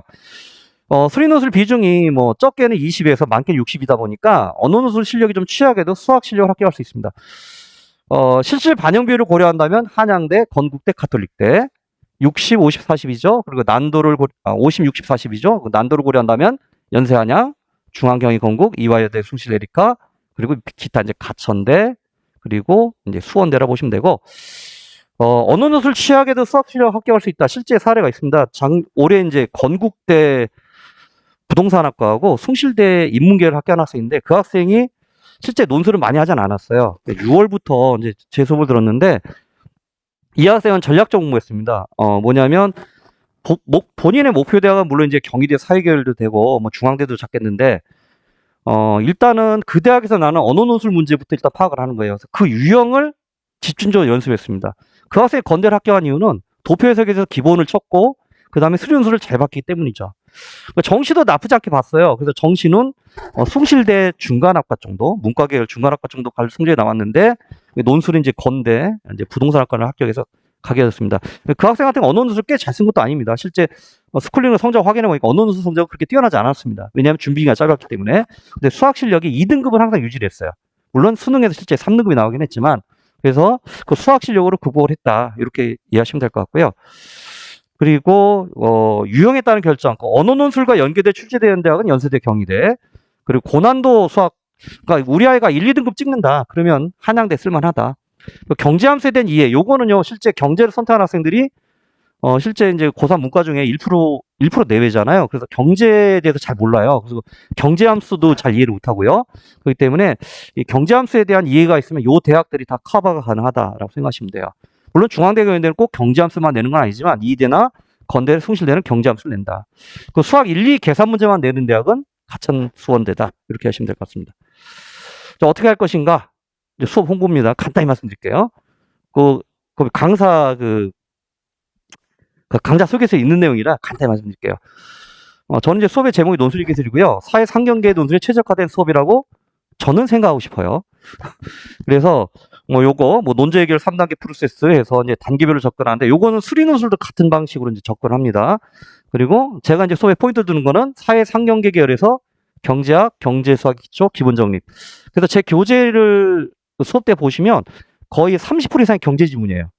왜냐면 경제 지문만큼 쉬운 게 없거든요, 솔직히. 왜냐하면 그 특정 경제 개념어에 대한 정의도 다 알려주고 그것이 어떻게 정의되는지 알려주는데 학생들이 단순히 내가 보는 생소한 지문이라는 문제 때문에 아이들이 좀 두려움을 떱니다. 그래서 미리 이제 백신 맞으면 감염 확률이 낮아지고 경층에 머무는 현 상황을 고려한다면 경제학도 마찬가지예요. 그래서 경제 지문에 대한 공포를 없애기 위해서 경제 관련 지문을 좀 교재에 좀 집중으로 넣었고요. 그래서 이거에 대한 독해를 통해서 막연한 두려움 해소하고요. 그리고 제 수업을 통해서 경제 논술, 특히 이제 수리 논술에 대해서 기초와 기본에서 한 번씩 진행을 합니다. 그래서 아무래도 좀 특화된 어떤 그 수업의 내용을 좀 지향한다고 보시면 되고요. 그 외에는 뭐 다른 선생님들 다 요걸 지향하죠. 공통조 사항이니까 넘어가도록 하고요. 그래서 다 깨졌네요. 그래서 수리 논술의 위치는 지금 1월 개강반은 지금 다음 주에 수리 논술을 하게 됩니다. 그래서 다 깨졌네요. 요계층이 있습니다. 수리 논술 기초. 그래서 여기는 쉽다고 한 대학 있죠. 그래서 이화여대 그리고 한양대 에리카, 숭실대 기출문제 분석 방식에 대해서 그리고 그에 대한 실전 문제를 연습하고요. 다 깨졌네요. 이쪽은 이제 그 반 같은 경우는 5회차 이후에 수리 논술의 기본 그래서 중앙대, 경희대 그리고 이제 건대 문제 좀 쉬운 거를 좀 다루고자 합니다. 미리미리 준비한다는 그러한 어떤 장점도 있지만 최소한 수리 논술에 대해서 그죠 이해도 필요하다는 생각에서 좀 진행하고자 합니다. 제 이제 수업 커리큘럼이고요. 거기 강좌 계획서 있습니다. 참조하도록 하시고요. 요거는 제 교재입니다. 그래서 교재는 나름 열심히 만들었는데 아이들이 이제 반응은 모르겠습니다만 그래서 교재 이렇게 진행되고요. 이 교재 샘플은 상담실 통해서 확인할 수 있으니까 어떤 수업 내용이 진행되는지는 그 교재 상담실에서 한번 견본 한번 확인하시면 좋을 것 같습니다. 자, 이것으로 제 수업 소개 마치겠습니다. 제 신규 반은 금요일 날 저녁에 개강을 할 예정입니다. 감사합니다. 네, 방금 소개받은 자상하면서도 집요한 이지영입니다. 반갑습니다. 제 논술은 키움 논술이라고 이름을 붙였는데요. 아이들이 논술에 대해 잘 모르고 오는 상태에서 제가 잘 키워서 나중에 좋은 결과를 얻을 때까지 함께 한다. 이런 의미로 이제 했었고요. 제가 요번에 4월 6일 날 키움 논술 두 번째 반 B반이 개강을 합니다. 토요일 날 저녁 6시에서 10시까지. 황금 시간대라고 할 수 있죠. 좋은 시간대니까 논술을 시작해야 되겠다라고 하는 친구들은 이 시간에 이제 관심을 가져주시기 바라고요. 그것 외에 기존에 있는 수업은 이제 일요일 날 제가 1월 달에 시작한 수업이 있고 그게 이제 계속적으로 진행이 되고 있고요. 일요일 날 1시 반에서 5시 반에 논술 클리닉을 이제 하고 있습니다. 그러면 토요일이나 일요일 날 수업을 듣다가 개별적으로 이 친구는 뭐가 좀 부족하다. 예를 들어서 저희가 그러니까 아까 전에 스쿨링이라고 하는 이제 성적 시스템 보셨잖아요. 그게 크게 세 가지로 나누어서 평가가 되는데 하나는 뭐냐면 이해력. 그러니까 아이들이 문제가 무엇을 물어보는지 이해하는지 또는 제시문에 있는 내용을 제대로 이해하는지 이 부분에 대한 것들을 평가하는 부분이 있고 논리 논증력이라고 하는 거는 그것을 그냥 제시문에 있는 내용을 그대로 반복하는 것이 아니라 정확하게 논리적인 어떤 기준을 가지고 분석해내는 능력이 필요하거든요. 논술에서는. 그런 부분들이 논술을 처음 하는 친구들은 조금 어려워해요. 수능이나 내신에 나오는 국어라든지 사탐에 있는 내용을 어느 정도 독해를 하기 때문에 이해력이 부족한 건 아닌데 논리적으로 분석해서 그것을 자기 것으로 만들어서 보이는 것들이 좀 필요하거든요. 그런 부분. 그리고 마지막으로 이제 문장 표현력이 있는데 그거는 자기가 알고 있는 내용을 얼마만큼 잘 쓰는지 이런 부분인데 그런 부분이 아이들이 조금 부족한 부분이 있을 수 있어요. 그러니까 예를 들어 독해는 잘하고 논리적으로 분석도 잘하는데 글쓰기가 되게 안 되어 있는 친구가 있거든요. 자기가 쓰고도 나중에 제가 1대1로 첨삭을 하다가 보면 뭐를 썼는지 자기 스스로도 모를 때가 있어요. 애들이 처음에 논술을 시작할 때 그런 경우가 좀 많거든요. 그럴 때 이것을 이해시키고 요거를 좀 보정해야 되겠다 싶으면 논술 클리닉을 통해서 그런 부분을 보완을 해주고 애가 독해가 조금 부족하다 그러면 그런 부분을 어떻게 독해해야 되는지 부분에 대해서 제가 이제 설명을 해주는 그런 논술 클리닉 시간이 운영되고 있다라는 거 말씀을 드리고요.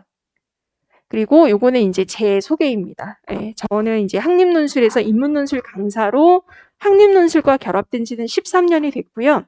그 전에 제가 목동 하이스트, 저희 타임교육 안에서 같은 학원이거든요.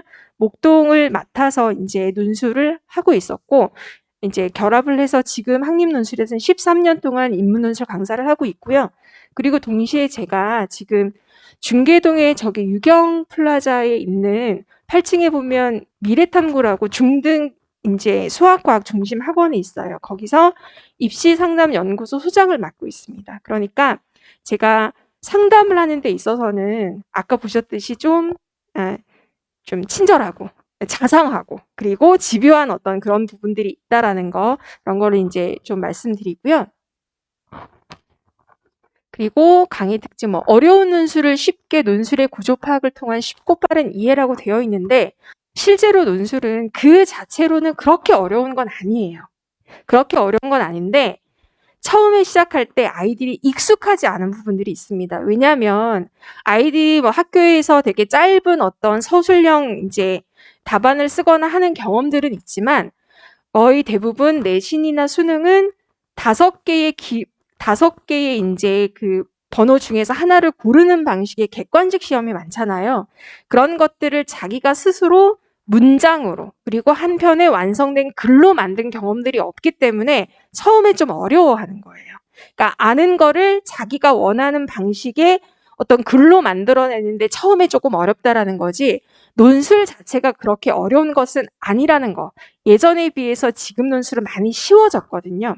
예전에는 교과서나 아니면 논술 특강 교재 같은 데서 나오지 않은 대학에서 실제로 쓰는 어떤 글 같은 것들을 제시문으로 줬기 때문에 아이들이 독해하는데 되게 어렵기도 하고 일정 정도의 배경 지식이 필요하기도 했었는데 최근의 논술은 거의 대부분 교과서에서 제시문이 오고 수능 특강 문제집에서 제시문이 오기 때문에 그렇게 어렵진 않습니다. 근데 애들이 어려워하는 건 뭐냐면 예를 들어서 앞부분에 우리 이모일 선생님이 공통적으로 무언가를 배워야 된다는 얘기를 하셨는데 문제에서 뭐 예를 들어 제시문 가와 나를 비교 분석하라 이렇게 나오면 비교 분석이라고 하는 것은 두 제시문이 논리적으로 어떤 부분에서 공통되고 그 공통된 부분 안에서 어떤 논리적인 차이점을 가지고 있는지를 분석해내야 되거든요.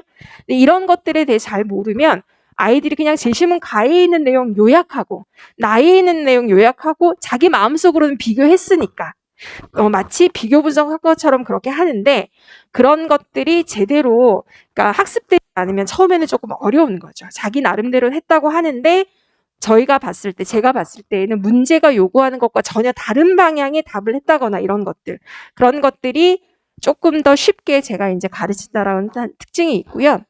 8대 유형을 단계별로 차근차근하게 익히기라고 되어 있는데 이거는 뭐 저뿐만 아니라 논술의 1월부터 시작해서 7월까지 하는 모든 반에는 기본 과정으로 이렇게 7개에서 8개 정도의 유형을 배웁니다. 그래서 뭐 예를 들어서 연대에서 비교 분석 문제를 잘 낸다, 좀 주로 낸다. 그러면 연대만 내느냐? 그게 아니라 경희대에서도 비교 분석 문제를 내기도 하거든요. 그러면 이런 유형들을 익히게 되면 나중에 여름방학 때부터는 자기가 지원하는 대학에 해당하는 유형이 나오면 조금 더 쉽게 그 문제를 풀 수 있다라는 거죠. 이게 단계별이 아니라 그냥 들쭉날쭉으로 배우면 그 문제에 대해서는 잘 알 수 있을지 모르겠지만 똑같은 유형의 다른 대학의 문제는 좀 어려워하는 경우도 있어서 이런 유형을 쉬운 유형부터 시작해서 어려운 유형까지 차근차근 단계적으로 풀어가는 거 이거 중요하고 저는 이제 육하원칙 변형 독해법이라고 해서 제가 이제 주로 사용하는 건데 그러니까 제시문들이 그냥 딱딱한 논설문이나 설명문으로 되어 있으면 오히려 애들이 핵심 내용을 파악하기가 쉬워요.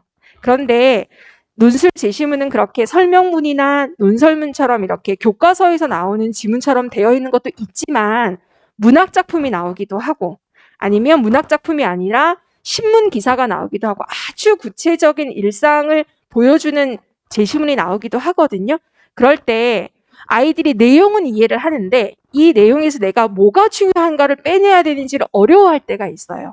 게다가 논술은 여기 학생들 있는데 논술 제시문을 봐봤는지 모르겠지만 논술 제시문은 하나의 논술 제시문만 독해를 한다고 해서 문제가 해결되는 게 아니라 여러 개의 논술 제시문을 통찰적으로 좀 봐줘야 되거든요. 그러니까 저희가 이제 교재에도 그런 표현을 쓰는데 나무를 봤을 때 나뭇잎을 세세하게 보는 게 수능이나 내신형의 독해라면 논술은 그 나무들이 전체적으로 어떤 모양의 숲을 이루고 있는지를 조금 떨어져서 보는 통찰적인 어떤 그런 시각이 필요한데 그런 걸 볼 때 저는 육하원칙을 좀 많이 활용하는 편입니다. 요거는 제 수업의 시크릿이기 때문에 수업을 듣는 친구들한테는 이제 이야기를 해줄 거고요. 뭐 그렇게 막 대단한 건 아니지만 제 나름대로는 가르치면서 발견한 하나의 방법이라고 볼 수 있고요. 그리고 요거 수능의 사탐이나 문학이나 비문학하고 연동되어 있을 수 있는 부분들이 있다라는 거. 물론 이과에서의 수학이나 과학하고 이제 문과에서의 인문 논술은 좀 이렇게 연관성이라고 봤을 때 문과는 조금 떨어지긴 하지만 그래도 어떤 국어라든지 사탐과 연결되는 부분들이 좀 있다라는 거. 그리고 1대1 대면 첨삭을 하는 거는 아실 거고요. 그리고 2차, 3차 다시 쓰기와 재첨삭을 저는 조금 많이 시키는 편입니다. 그래서 한번 자기가 이제 썼어. 그리고 해제를 듣고 그리고 첨삭을 개별적으로 받고 그래서 자기가 어떤 부분을 오해했는지 어떤 부분을 조금 덜 독해를 했는지 어떤 부분의 분석에 실수가 있었는지 문장을 쓰는 데 있어서 이렇게 잘 와닿지 않게끔 전달력이 떨어지게끔 문장을 썼는지 이런 것들을 지적을 받고 나면 숙제로 꼭 다시 쓰기를 합니다. 다시 쓰기를 하고 그 다시 쓰기를 다시 한번 첨삭을 하는데 그래도 아이들이 잘 모르는 경우가 있어요. 선생님 앞에서는 고개 끄덕끄덕거리면서 아는 것 같은데 돌아서면 까먹는 경우가 있거든요. 왜냐하면 논술만 붙들고 있을 수 없기 때문에 애들이 이제 부하가 올 때 그럴 때 다시 써왔는데 보니까 마음에 안 들어. 그러면 또 한 번 쓰게 합니다. 그래서 한 문제에 대해서 거의 학교에서 대학에서 보여주는 예시 답안에 준하게끔 쓰는 경험을 여러 번 해보면 그 다음 문제를 쓸 때의 그런 경험들이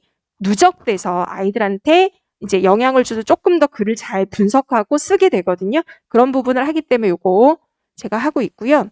그리고 제가 입시를 전반적으로 이제 다루고 있기 때문에 입시에 대해서 막 되게 복잡하다고 하시는데 실제로 알고 보면 좀 단순한 면도 있고 하는데 복잡해서 어려워하시는 부분에 대해서 부모님들한테 설명도 잘하고 아이들한테도 정기적으로 그런 부분에 대한 상담과 설명을 해주고 있습니다. 예.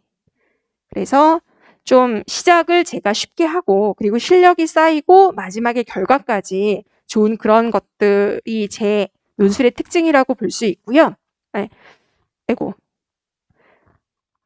여기 논술만이 답인 학생들을 위한 바로 그 수업이라고 되어 있는데 지금은 1학기 때는 저희가 그러니까 대학별로 나누어서 아이들을 가르치지 않고 반드시 필요한 기본 과정을 가르치고 있거든요. 가르치고 있는데 여름방학 때부터는 이제 자기가 지원할 대학을 어느 정도 이제 정해놨기 때문에 거기에 따라서 반이 나뉘어져요. 제가 주로 맡고 있는 반들이 어떤 반이냐면 중위권에 있는 대학들. 그러니까 수능 최저 조건으로 보자면 2개 합이 4인 대학들. 그러니까 경희대, 건대, 동국대 요런 쪽에 있는 대학들하고 그 아래쪽에 있는 수능 최저가 낮거나 없는 대학. 그리고 거기에 여대들이 좀 많은데 제가 여대를 조금 많이 맡고 있는 편이에요. 네, 여대를 많이 맡고 있고 제 수업은 원래 여학생들이 남학생들에 비해서는 논술 준비를 더 많이 하는 편이거든요. 그런데 제 수업은 유난히 여학생들이 조금 많은 반이라는 점. 예, 그런 것들을 여러분들이 좀 참고하셨으면 좋겠고 저는 오늘 합격 사례를 중심으로 해서 이제 말씀을 드리겠습니다. 앞에서 주로 이제 논술의 기본적인 어떤 골격이나 현실적인 부분에 대해서 많이 얘기를 해주셨는데 직접 합격한 애들을 보면 요거 이제 합격 후기고요. 이 친구는 동국대 법학과에 합격한 친구입니다. 이 친구는 광역단위 자사고를 나온 학생이고 남고예요. 남고에서 내신이 4에서 5등급이고 수능 점수가 국어, 수학, 영어, 사탐 하나거든요. 수학이 6등급이에요. 예. 이 점수를 듣고 제가 깜짝 놀랐었는데 근데 원래 얘는 수학이 저한테 올 때부터 자기는 수포자라고 이야기를 했습니다. 그리고 내신 같은 경우에도 이 내신에 4, 5등급이 나올 수밖에 없었던 이유 중에 가장 큰 이유가 수학 내신이 안 나왔기 때문이거든요. 그런데 국어는 딱 보자마자 느꼈어요. 아, 얘는 논술로 결정이 날 수 있겠다. 가능성이 있겠다. 그런 아이들이 아주 가끔 나옵니다. 요즘 아이들은 우리 아이들은 글쓰기를 못해가지고 논술하기가 어려워요, 힘들어요 이렇게 얘기하지만 전반적으로 글을 쓰는 세대가 아니기 때문에 전반적으로 글을 저희 세대보단 못 써요. 예. 왜냐하면 활자 세대가 아니라 영상 세대니까 당연한 건데 그중에 한 100명 정도 있으면 한두 명 정도는 얘는 되겠는데? 이런 느낌을 주는 아이가 있는데 그 친구였어요. 그리고 보시면 다른 과목에 비해서 언어는 1등급이 나왔잖아요. 그러니까 결정적으로 수능에서도 1등급이 나왔지만 그 중에 모의고사를 볼 때도 항상 국어는 1, 2등급이 나왔던 친구인데 이 친구가 너는 논술하면 될 것 같다라고 이야기를 해줬고 자기도 논술밖에 답이 없다라는 걸 알았어요. 그래서 사탐 하나하고 국어하고 맞춰서 동국대 2개 합 4를 맞춘 겁니다. 정말 절묘하지 않나요? 그런데 여기 계시는 저희 팀의 선생님들도 그런 얘기를 해주실 수 있을 텐데 대부분 논술로 합격한 애들은 딱 수능 최저에 맞춰서 합격하는 경우가 훨씬 더 많아요. 막 남겨가지고 아깝다. 아까 논술 수시 납치 같은 건 실제로 많이 일어나진 않습니다. 예. 그러니까 막 수시로 안 가고 정시로 갈 수 있었는데 수시에서 납치돼 버렸어. 이런 거는 말로만 떠돌지 실제로 제가 목격한 경우는 거의 없거든요. 예, 거의 없고 그래서 이렇게 딱 떨어지게끔 맞추는 경우가 훨씬 더 많습니다. 이 친구는 학교가 중요했어요. 예. 왜냐하면 학교가 중요했기 때문에 제가 동국대에서 조금 많이 뽑는 학과가 법학과하고 법학과가 남아있는 대학들이 있는데 거기가 조금 많이 뽑거든요. 경영학과가 좀 많이 뽑는데 수학을 못 하잖아요. 그래서 너 혹시라도 합격해도 경영은 좀 어려울 건데 법학과 어때? 그랬더니 자기는 대학만 동국대 정도면 괜찮다라고 해서 쓰게 했었고 그래서 마지막으로 합격을 한 친구고요. 그리고 두 번째 친구들도 동국대 국제통상학과 합격한 친구인데 이 친구는 일반고를 나왔습니다. 일반고에다가 내신은 2등급 중후반이었고 수능 점수는 33311이었어요. 근데 일반고인데 그냥 일반고였습니다. 뭐 공부를 잘해서 학생부 종합 성적이 좋았었던 그런 고등학교가 아니라 그냥 평범한 내신 중심형 고등학교를 다니던 친구라서 2등급 중후반의 내신으로 쓸 수 있는 학종의 대학이 동국대보다는 훨씬 더 아래쪽에 있는 대학밖에 없었어요. 그러니까 뭐 여대들 이제 했는데 이 친구가 비교과 활동이 그렇게 좋은 편은 아니라서 내세울 거는 그냥 내신 성적밖에 없었거든요. 근데 자기는 논술로는 이 정도를 맞출 수 있어서 조금 더 상향해서 쓸 수 있겠다. 그래서 6개 수시 중에서 2개 정도는 학종으로 쓰고 나머지 4개 정도는 논술로 썼던 친구고요. 얘는 기억에 남는 게 이 친구 사촌 언니가 저한테 이제 논술 수업을 듣고 한양대 사회학과 논술로 합격을 한 친구예요. 네, 그래서 저한테 이제 가르쳐 보니까 좋아서 자기 사촌한테 이야기를 해서 얘가 저한테 배우러 온 친구거든요. 딱 떨어지게 정말 얘가 저한테 사탐만 공부한다고 진짜 욕을 많이 먹었어요. 사탐 1등급 받으면 어떡하냐. 국어라든지 수학이라든지 이런 데서 1등급을 받아야지라고 얘기를 했는데 결과는 이렇게 나왔습니다. 아주 절묘하게.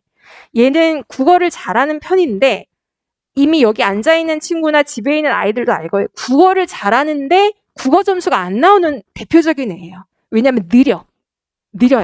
논술도 항상 쓰는 시간이 있으면 제 시간에 못 쓰고 한두 문장 더 남아. 그러면 남아서 마저 쓰고 가. 그럼 한 20분 정도 더 쓰고 제출하고 가거든요. 그러니까 언어 능력이 떨어지는 게 아니라 속도가 느린 친구들이 꽤 많습니다. 특히 논술하러 오는 친구들한테는 그런 경우를 되게 많이 보거든요. 그래서 그런 친구들이고요. 제가 또 이제 보여드릴 거는 뭐냐면 그 부모님, 어머님들 이제 받으신 자료 중에서 학림 논술 사용 설명서라고 하는 게 있어요. 거기에 보면 제 앞에 팀장님이 하셨던 수리 논술에 대한 것도 아까 막 사진 찍으시던데 수리 논술에 대한 부분들도 10페이지 정도에 나와 있고 실질적으로 대학들의 논술 전형의 경쟁률도 5에서 9페이지를 보시면 나와 있으니까 한번 보시면 동국대 같은 경우도 보시면 이렇게 됩니다.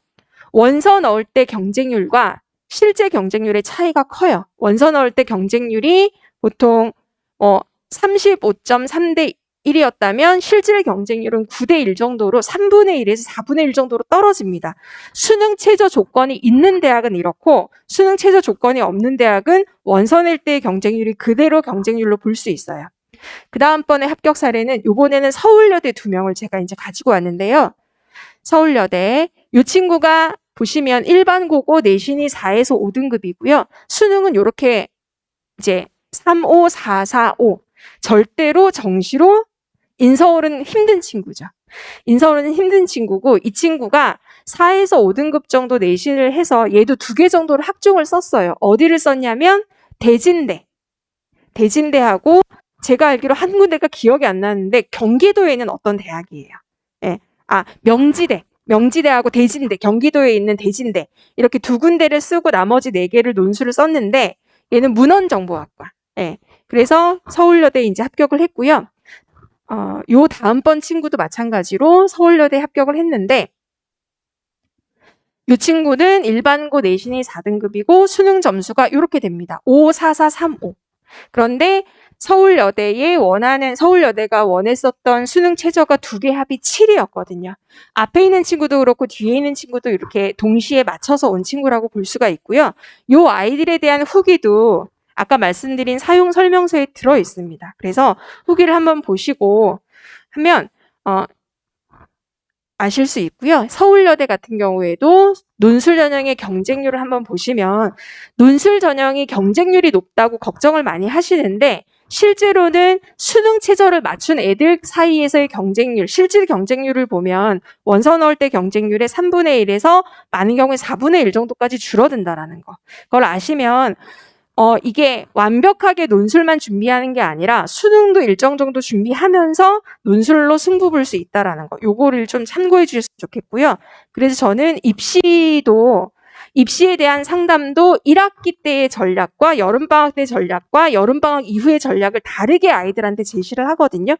지금은 논술도 중요하지만 논술은 일주일에 4시간에다가 숙제 아무리 많이 해도 더해서 2시간 더해서 6시간이면 되고 나머지 시간은 수능에 조금 더 집중하라고 이야기를 해요. 왜냐하면 논술 전형에서 수능이 중요하기 때문에 그런 부분을 상당히 많이 강조를 하고 매주마다 만나니까 그럴 때마다 수능 어떻게 진도를 지금 나가고 있는지 제가 체크도 해줍니다.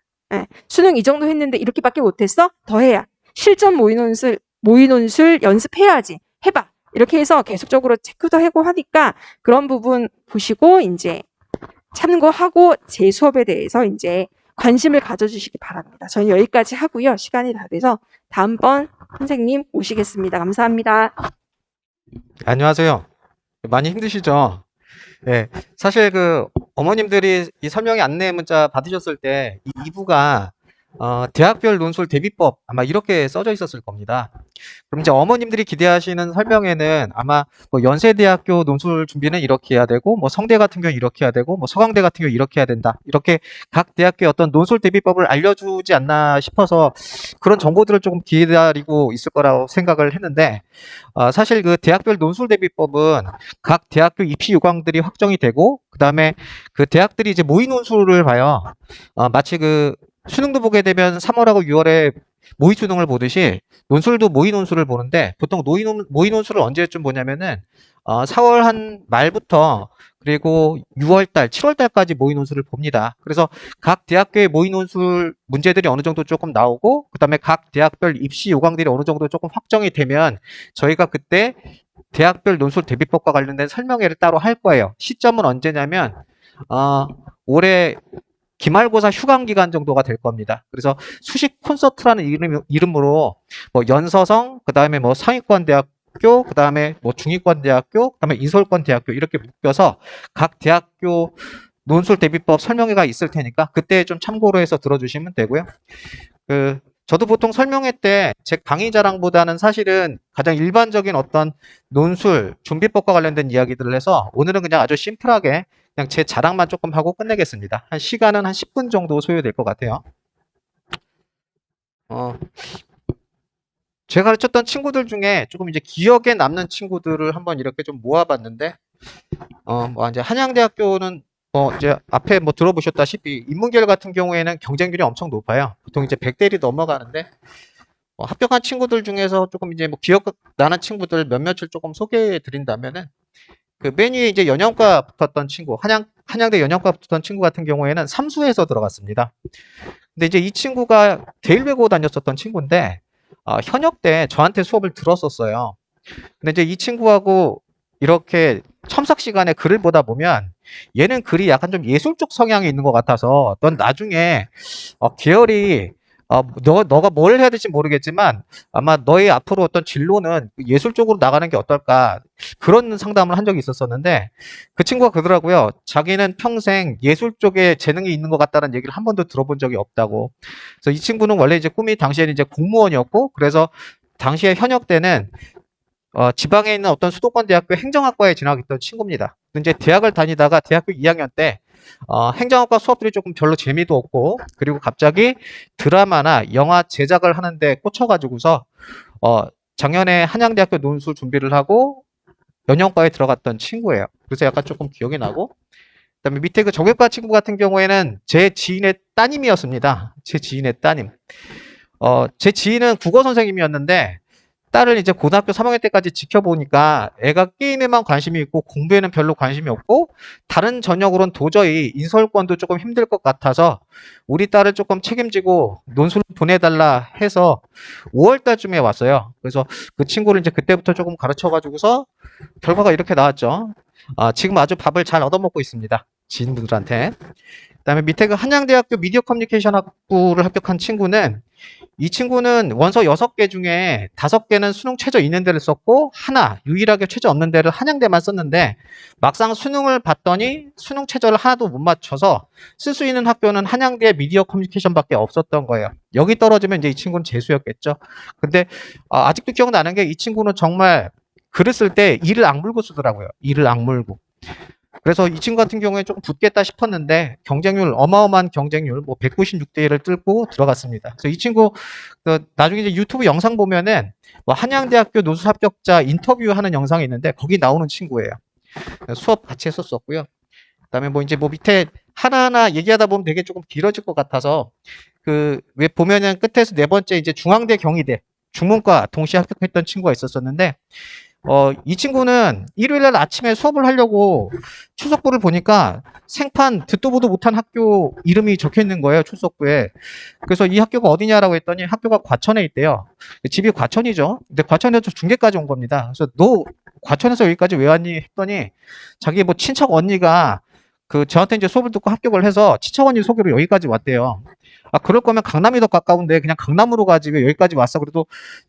그래서 제가 이제 가능하면 야, 집에서 조금 가까운 데 다녀 그랬는데 애가 끝까지 좀 믿고 다녀보겠다고 해서 1월 달부터 정말 12월 달까지 과천에서 중계로 왔다 갔다 하고 논술로 붙었던 친구라 기억이 조금 납니다.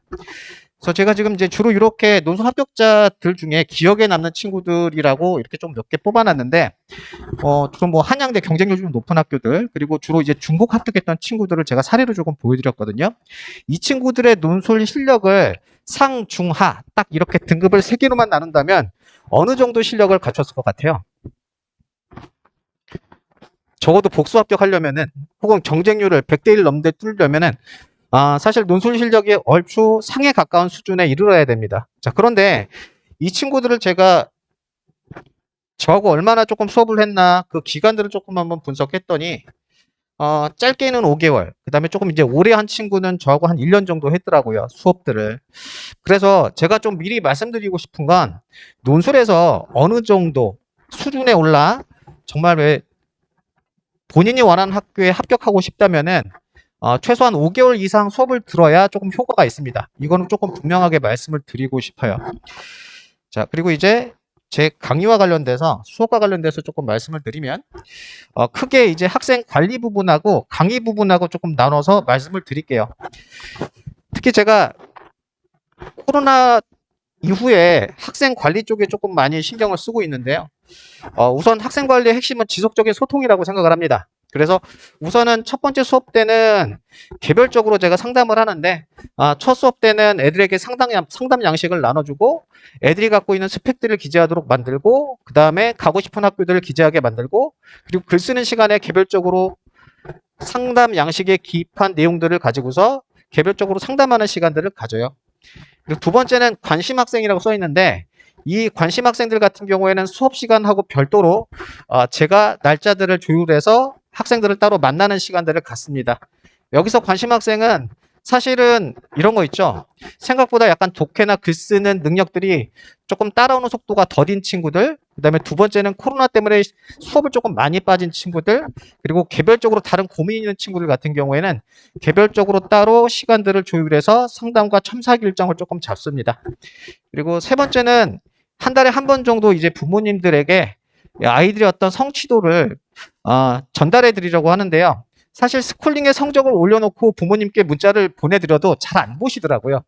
그래서 상담이 조금 더 효과적이다라고 판단이 돼서 애들이 한 달 정도 수업을 들으면 보통 이제 4주에서 5주 정도 수업을 듣잖아요. 그러면 그 4주에서 5주 수업한 내용과 그 다음에 결과를 가지고서 부모님들에게 논술 성취도와 관련된 전화 상담을 따로 드릴 겁니다. 그리고 중간하고 기말고사 휴강 기간에 혹시 시간이 되시면 저하고 이제 또 대면 상담을 할 거고요. 그리고 이제 9월 원서 접수 직전에 보통 9월 중순쯤에 원서 접수를 하는데 그 전에 아이가 갖고 있는 논술 실력과 그 다음에 아이가 갖고 있는 모의고사 성적들을 토대로 아이가 지원했을 때 가장 합격 가능성이 높은 대학들을 선별해서 아이 편으로 부모님께 전달해 드리겠습니다. 자, 이건 이제 좀 관리적인 측면이고요. 그리고 강의는 확실하고 끈질기기가 제 강의의 핵심입니다. 그래서 여기 지금 뭐 이렇게 보시면은 제가 애들하고 이제 수업을 할 때 판서한 내용이라고 보시면 되는데, 왜 글이라는 게 주관식이고 그다음에 논리라는 것들의 흐름이라는 것이 한눈에 명확하게 드러나야 애들이 이해할 수 있기 때문에 이렇게 논리를 시각화해서 애들에게 명확하게 전달을 하고 있고요. 자, 그래서 여기 한 번에 제가 쭉 써놨는데, 간혹 학교 측에서 발표한 예시 답안이 조금 어렵거나 혹은 부족하다고 판단이 될 때, 그때 제가 개별적으로 다시 예시 답안들을 작성을 해서 강사 답안들을 애들에게 제공하고 있습니다. 그다음에 제시문이 조금 너무 어려울 때, 요즘은 별로 그렇게 지문들이 별로 어렵지는 않은데, 주제가 좀 어렵거나 지문들이 어려울 땐 생활 밀착형 사례를 제시함으로써 애들의 어떤 이해도를 좀 돕고 있고요. 그리고 논술은 기본적으로 내가 알고 있는 생각들을, 내가 이해한 내용들을 문장으로 쓰는 것이기 때문에 표현력이 상당히 중요합니다. 그래서 그런 표현력을 향상시키기 위해서 제가 직접 만든 10점말 프리 퀴즈와 그다음에 애들에게 논술용 노트를 따로 나눠주거든요. 제가 따로 구매해서 그 논술용 노트에 애들이 익히고 싶은 단어를 정리해서 그 단어에 대한 이해력들을 함양시켜 가고 있습니다. 그리고 주제는 저 같은 경우에는 인문사회 경제를 골고루 섭렵하고 있고요. 그리고 이 5번째는 아까 부모님이 보셨듯이 이 스쿨링이라는 앱을 통해 애들의 성적들을 객관적으로 평가를 하고 학생들의 장단점을 분석하고 있습니다. 자, 심플하죠? 그래서 저는 학생들과 지속적으로 소통하기 위해서 노력을 하고, 그리고 강의는 확실하고 끈질기게 하니까 저는 이렇게 부모님들이 저의 이미지를 좀 가져주셨으면 좋겠어요. 사실 어머님도 저 이렇게 보시면 알겠지만 제가 17년 동안 이 외모로 살아왔거든요. 이 외모로 살아왔어요. 저 같은 외모를 갖고 있는 사람들은 강의를 못하면 안 돼요. 강의를 못하면 이 시장에서 빨리 사장이 됩니다. 잘할 수밖에 없어요. 어쨌든 애들 믿고 맡겨주시면 열심히 한번 가르쳐 보겠습니다. 개강일이 4월 6일 수요일일 거예요. 그래서 그때 조금 시간이 되는 친구들 같은 경우에는 저하고 조금 논술 수업을 해서 나중에 합격의 영광들을 조금 맛보는 그런 좋은 결과들을 같이 만들어 갔으면 좋겠습니다. 자, 여기까지 설명을 드릴게요. 안녕하세요. 조현경 강사입니다. 반갑습니다. 네, 가지고 계신 자료들 중에 보시면 논술 효과라고 있습니다. 그것 좀 봐주시겠어요? 그게 제 강의 계획서거든요. 강좌 소개서. 네, 여러 가지가 있으실 텐데요. 논술 효과라고 돼 있는 게 저의 강좌 계획서입니다. 그거를 열어서 보시면 조금 도움이 되실 거고요. 네, 그러면 이제 바로 진행을 해보도록 하겠습니다. 이거는 제가 3월 7일 날 그 간담회를 진행했을 때 사진입니다. 바로 얼마 전이잖아요. 그쵸? 그래서 이때 제가 1시간 가까이 입시에 대해서 드릴 말씀들을 사실 다 드렸어요. 그래서 그날 했던 얘기를 좀 간략하게만 좀 말씀을 드리자면, 제가 가장 강조해서 주장했던 내용은 현재 가장 최근 모의고사 등급이 1, 2등급이 아니라면 수학이요. 네. 수학이 현재 모의고사 등급이 1, 2등급이 아니라면 수학 등급을 최고 3등급으로 전제하고, 최고 3등급입니다. 전제하고 수시에서 그 정시에서 적정과 그리고 소신과 상향의 계획을 잡고 입시 전략을 수립하셔야 된다. 이런 요지의 주장을 했습니다. 그때는 그 수능 서울시 교육청에서 발표했던 분석 내용을 가지고 제가 주로 말씀을 드렸거든요. 그래서 오늘은 입시에 대한 얘기를 이모연 선생님이 해주셨고, 제가 가장 가까운 시간 내에 이 내용을 충분히 했었기 때문에 그러한 내용들 말고 제 수업에 대한 얘기를 좀 해보려고 합니다. 자, 요거는 이제 제 그 유튜브 채널인데요. 그 유튜브 채널에서 현쌤을 검색하시면 오늘 이 15분 내에 제가 다 전달하시지 못하는 내용들에 대한 컨텐츠가 올라가 있으니까 그거를 좀 확인하실 수 있으실 겁니다. 지금 유튜브 채널을 학립논술 채널 위주로 제가 주력하고 있기 때문에 현재 구독자가 그렇게 많지 않은데요. 앞으로 더 많은 내용 컨텐츠를 담을 예정이니까 그걸 좀 참고해 주시면 좋고요.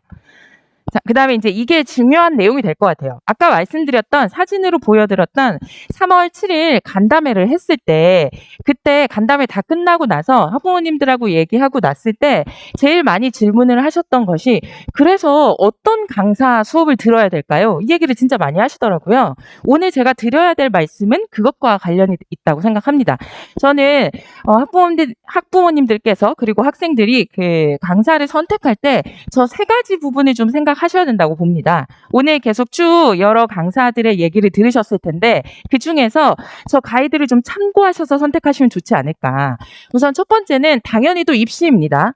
왜냐하면 저희는 한 분과 학문의 교사가 아니기 때문에 입시 전반에 대한 이해가 있지 않으면 아이들이 적절하게 가이드할 수 없기 때문이죠. 그래서 입시에 대한 이해가 당연히 충분하여야 하고요. 그리고 본업인 논술은 너무 당연하고요. 그리고 관리, 제가 물음표를 좀 해놨는데요. 오늘 제가 드릴 말씀의 핵심은 저것이 될 것 같아요. 관리. 그래서 저 세 가지 측면의 역량을 잘 보여주는 강사를 선택하시는 게 좋지 않을까. 왜냐하면 여기까지 지금 와서 이 얘기들 다 듣고 계신 분들이라면 논술을 이미 하기로 마음 먹었고, 그래서 어떤 강사를 선택해서 어떻게 시작해야 될까에 대한 고민들이 있으실 거라고 보기 때문에 요 가이드를 좀 드립니다. 자, 그러면 요 다음 우선 입시. 제가 어떻게 하느냐, 요 이제 충실한 상담에 대한 말씀을 좀 드리고 싶어요. 요거 이제 제가 2년 전에 그 내일신문에 기고했던 내용인데요. 수시 그 전형에 있어서 어떤 것들을 고려해가지고 원서를 작성해야 되는지에 대해서 신문의 칼럼으로 기고를 했던 내용입니다. 이것을 보여드리는 이유는 제가 말로만 자신 있다 이것이 아니라 실제로 어떤 이렇게 오피셜하게 제가 자신감 있는 모습을 많이 공개했고, 그것을 통해서 우리 지역 학생들에게 도움이 되는 역할도 좀 했다는 걸 좀 보여드리기 위해서 이것을 좀 가져와 봤습니다. 그리고 또 저희 아까 이모희 선생님 말씀하셨는데 한 23년 동안 저희 학림 학원은 입시센터를 운영하면서 굉장한 인프라가 쌓여 있어요. 정말 이 지역에 입시 교육 인프라라고 볼 수 있는 입시센터가 있습니다. 그래서 그 입시센터에서 굉장한 정보력을 가지고 있는데 그것을 충분히 활용하고, 그리고 우리 강사들이 충분히 논의하고, 그리고 아까 말씀드린 것처럼 정시와 수시에 대한 충분한 공부를 통해서 매번 1년에 4번 이상 이렇게 학생들에게 수시 원서 상담을 합니다. 처음 들어왔을 때 1번, 그리고 중간고사 끝나고 6월 모의고사 끝나고 그다음 원서 직전. 그래서 학생들하고 충분히 저기 지금 내용을 보시면 모의고사 등급이라든지 아니면 정시 계획 어디 가능한지, 그리고 최근 스쿨링 그 논술 점수 이것들을 다 포함해가지고 6개 어디 학과 어디 그 학교 그리고 어떤 전형을 쓰는 것이 소신이고 적정이고 상향인지 이거를 학생들에게 다 맞춤 상담을 해줍니다. 이거 굉장히 중요하죠. 네. 어떤 주치 같은 개념으로 보시면 될 것 같아요. 그래서 논술뿐만 아니라 입시에 있어서도 이렇게 든든한 가이드로서 항상 함께하고 있다는 점이 제가 가장 강점인 부분일 것 같고요.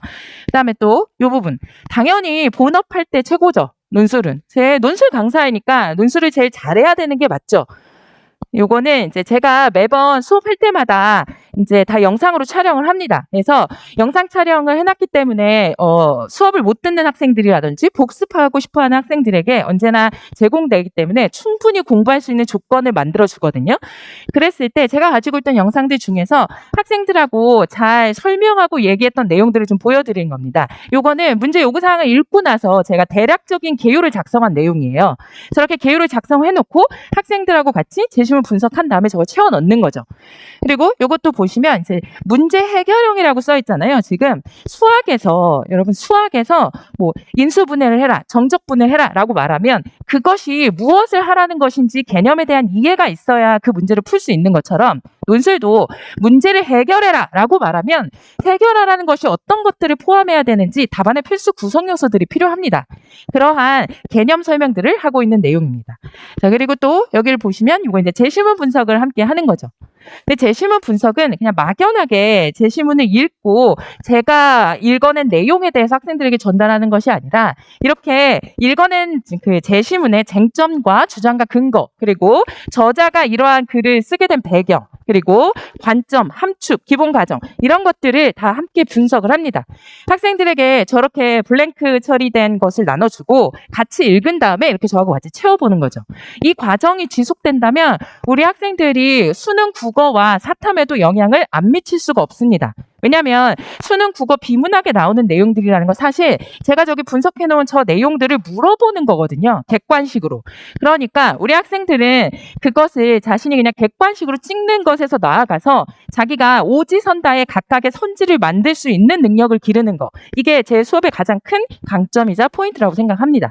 그런데 아까 여러 선생님들이 말씀하셨지만 최근에는 독해 난이도가 그렇게 높지 않아요. 그래서 이것만으로는 부족하죠. 이것만으로는 완벽한 수업이라고 볼 수 없습니다. 그래서 이것과 더불어서 이건 이제 가장 최근 수업을 했을 때 나왔던 내용인데요. 학생들하고 개요 작성을 합니다. 굉장히 많은 피드백을 가지고 얘기를 해요. 제가 학생들한테 늘 얘기를 할 때 주 6일은 최저를 맞추기 위해서 수능 공부에 전념해라. 그리고 일주일에 한 번 단 4시간만 수능 시간을 제외하고 논술에 집중해라. 이렇게 말하거든요.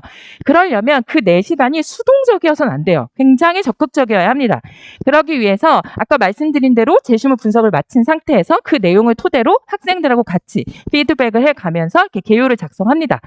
이렇게 작성한 개요를 가지고 제가 작성한 예시답안을 나눠주면서 학생들하고 합평을 같이 합니다. 그러한 적극적인 피드백을 전제로 하는 수업이 되어야 비로소 학생들이 정말 그 제한된 시간 내에 가서 시험을 연습할 수 있는 훈련의 과정이 될 수 있다고 보는 거죠. 그래서 이런 것들을 좀 중요하게 봐주시면 좋을 것 같고요. 그 앞에 얘기들은 사실 대부분의 강사가 다 이행하고 있는 부분이라고 봅니다. 저희가 여름방학 때 대학별 수업이 들어가기 전에 대부분 다 빈출 유형들을 아까 제가 말씀드린 것처럼 개요와 제시문 분석에 입각해서 모범이 되는 예시 답안을 나눠주는 방식으로 충분히 훈련을 시킵니다. 근데 그렇다면 거기와 더불어서 더 이제 저만의 강점이라는 게 뭘까? 바로 요 얘기를 좀 해봐야 될 것 같은데요. 근데 제가 학생 관리에 계속 물음표를 아까도 그렇죠 해놨잖아요. 그것을 좀 말씀드리고 싶어요. 저는 관리라는 말은 사실 적합하지 않다고 생각해요. 해겔이 말하는 주인과 노래의 주종 관계도 아니고 선생이 학생들을 관리할 수 있는 것이 아니죠. 관리가 아니라 사실은 관계를 형성하는 겁니다. 그래서 단지 입시에 대해서 잘 알고 그리고 수업에 대해서 꼼꼼하게 하는 것에 나아가서 학생들과 관계 형성을 잘 하는 게 굉장히 중요하다고 생각합니다. 라포를 형성한다고 하죠, 보통. 그래서 신뢰관계를 형성하는 걸 굉장히 중요시 생각합니다. 제가 제 출신을 숨기지 못하고 아리스토텔레스를 좀 인용을 하자면 뭐 에토스 이런 것까지 말할 필요는 없겠지만 신뢰 그 자체는 굉장히 중요합니다. 사람과 사람이 만나서 하는 일이기 때문에 그 신뢰를 잘 형성하는 게 중요하죠. 그러면 어떻게 신뢰를 형성했는지 제가 보여드릴 수 있느냐. 그거는 보통 두 가지로 말씀드릴 수 있어요. 논술 강사로서 학생들을 관리하는 것이 아니라 관계를 잘 형성하는 증거로서 제가 보여드릴 수 있는 거는 사실 두 가지. 하나는 당연히 성과입니다. 실적. 그렇죠? 근데 아시겠지만 학립논술은 엄청난 매년 수백 명의 실적을 내고 있는데 제가 그중에서 n분의 1 이상의 몫을 하고 있다고 당연히 자부할 수 있습니다. 그래서 실적은 그런 것들로 우리가 충분히 너무 많이 얘기를 했고 지난 3월 7일에도 충분히 말씀을 드렸던 것 같습니다. 그래서 실적 말고 또 다른 것이 무엇이 있느냐? 그거는 평판입니다.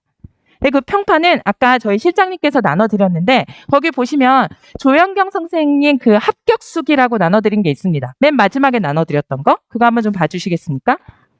네, 거기에 보시면 2013학년부터 2022학년도까지 학생들의 합격수기를 제가 모아놨습니다. 네. 신뢰 형성의 결과 학생들 당사자들의 입으로 들을 수 있는 신뢰도는 그것 안에서 입증이 될 수 있으리라고 봅니다. 제가 2012년부터 학림에서 수업을 진행을 했는데요.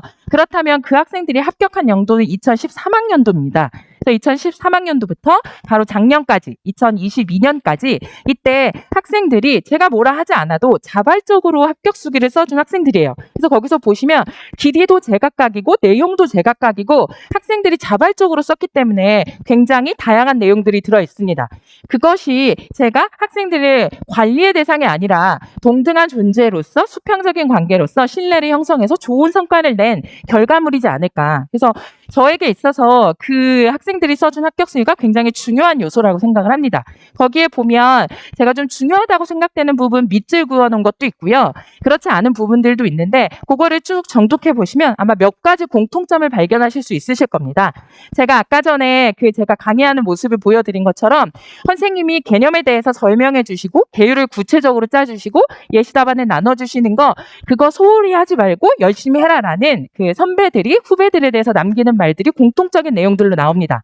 그래서 제가 오늘 했던 말들을 가로지르는 이 신뢰와 성과 이것들을 잘 이해하시고 우리 아이를 어떤 수업을 듣게 할까라고 했을 때 제 수업을 선택하신다면 후회 없으실 거라고 생각을 하고요. 그래서 오늘 제 목표는 우리 아이를 어떤 수업을 듣게 할 것인가? 네, 조현경 선생님 수업을 듣게 하시면 된다. 이 말씀을 좀 드리고 여기 저희 학부모님들도 계셔가지고 눈이 마주칠 때마다 좀 쑥스러운데 그러합니다. 시간이 짧아서 오늘은 좀 요 정도만 말씀드리면 될 것 같고요. 더 구체적인 거 궁금하신 거 아까 말씀드린 대로 유튜브 채널에서 현쌤 논술을 좀 찾아보시면 될 것 같고 오늘은 여기서 마치도록 하겠습니다. 질문 있으시면 같이 또 받을 거고요. 그리고 오늘 끝나거나 내일 그 상담 일정을 진행할 거니까 원하시는 분들은 예약을 하시면 됩니다. 감사합니다. 네.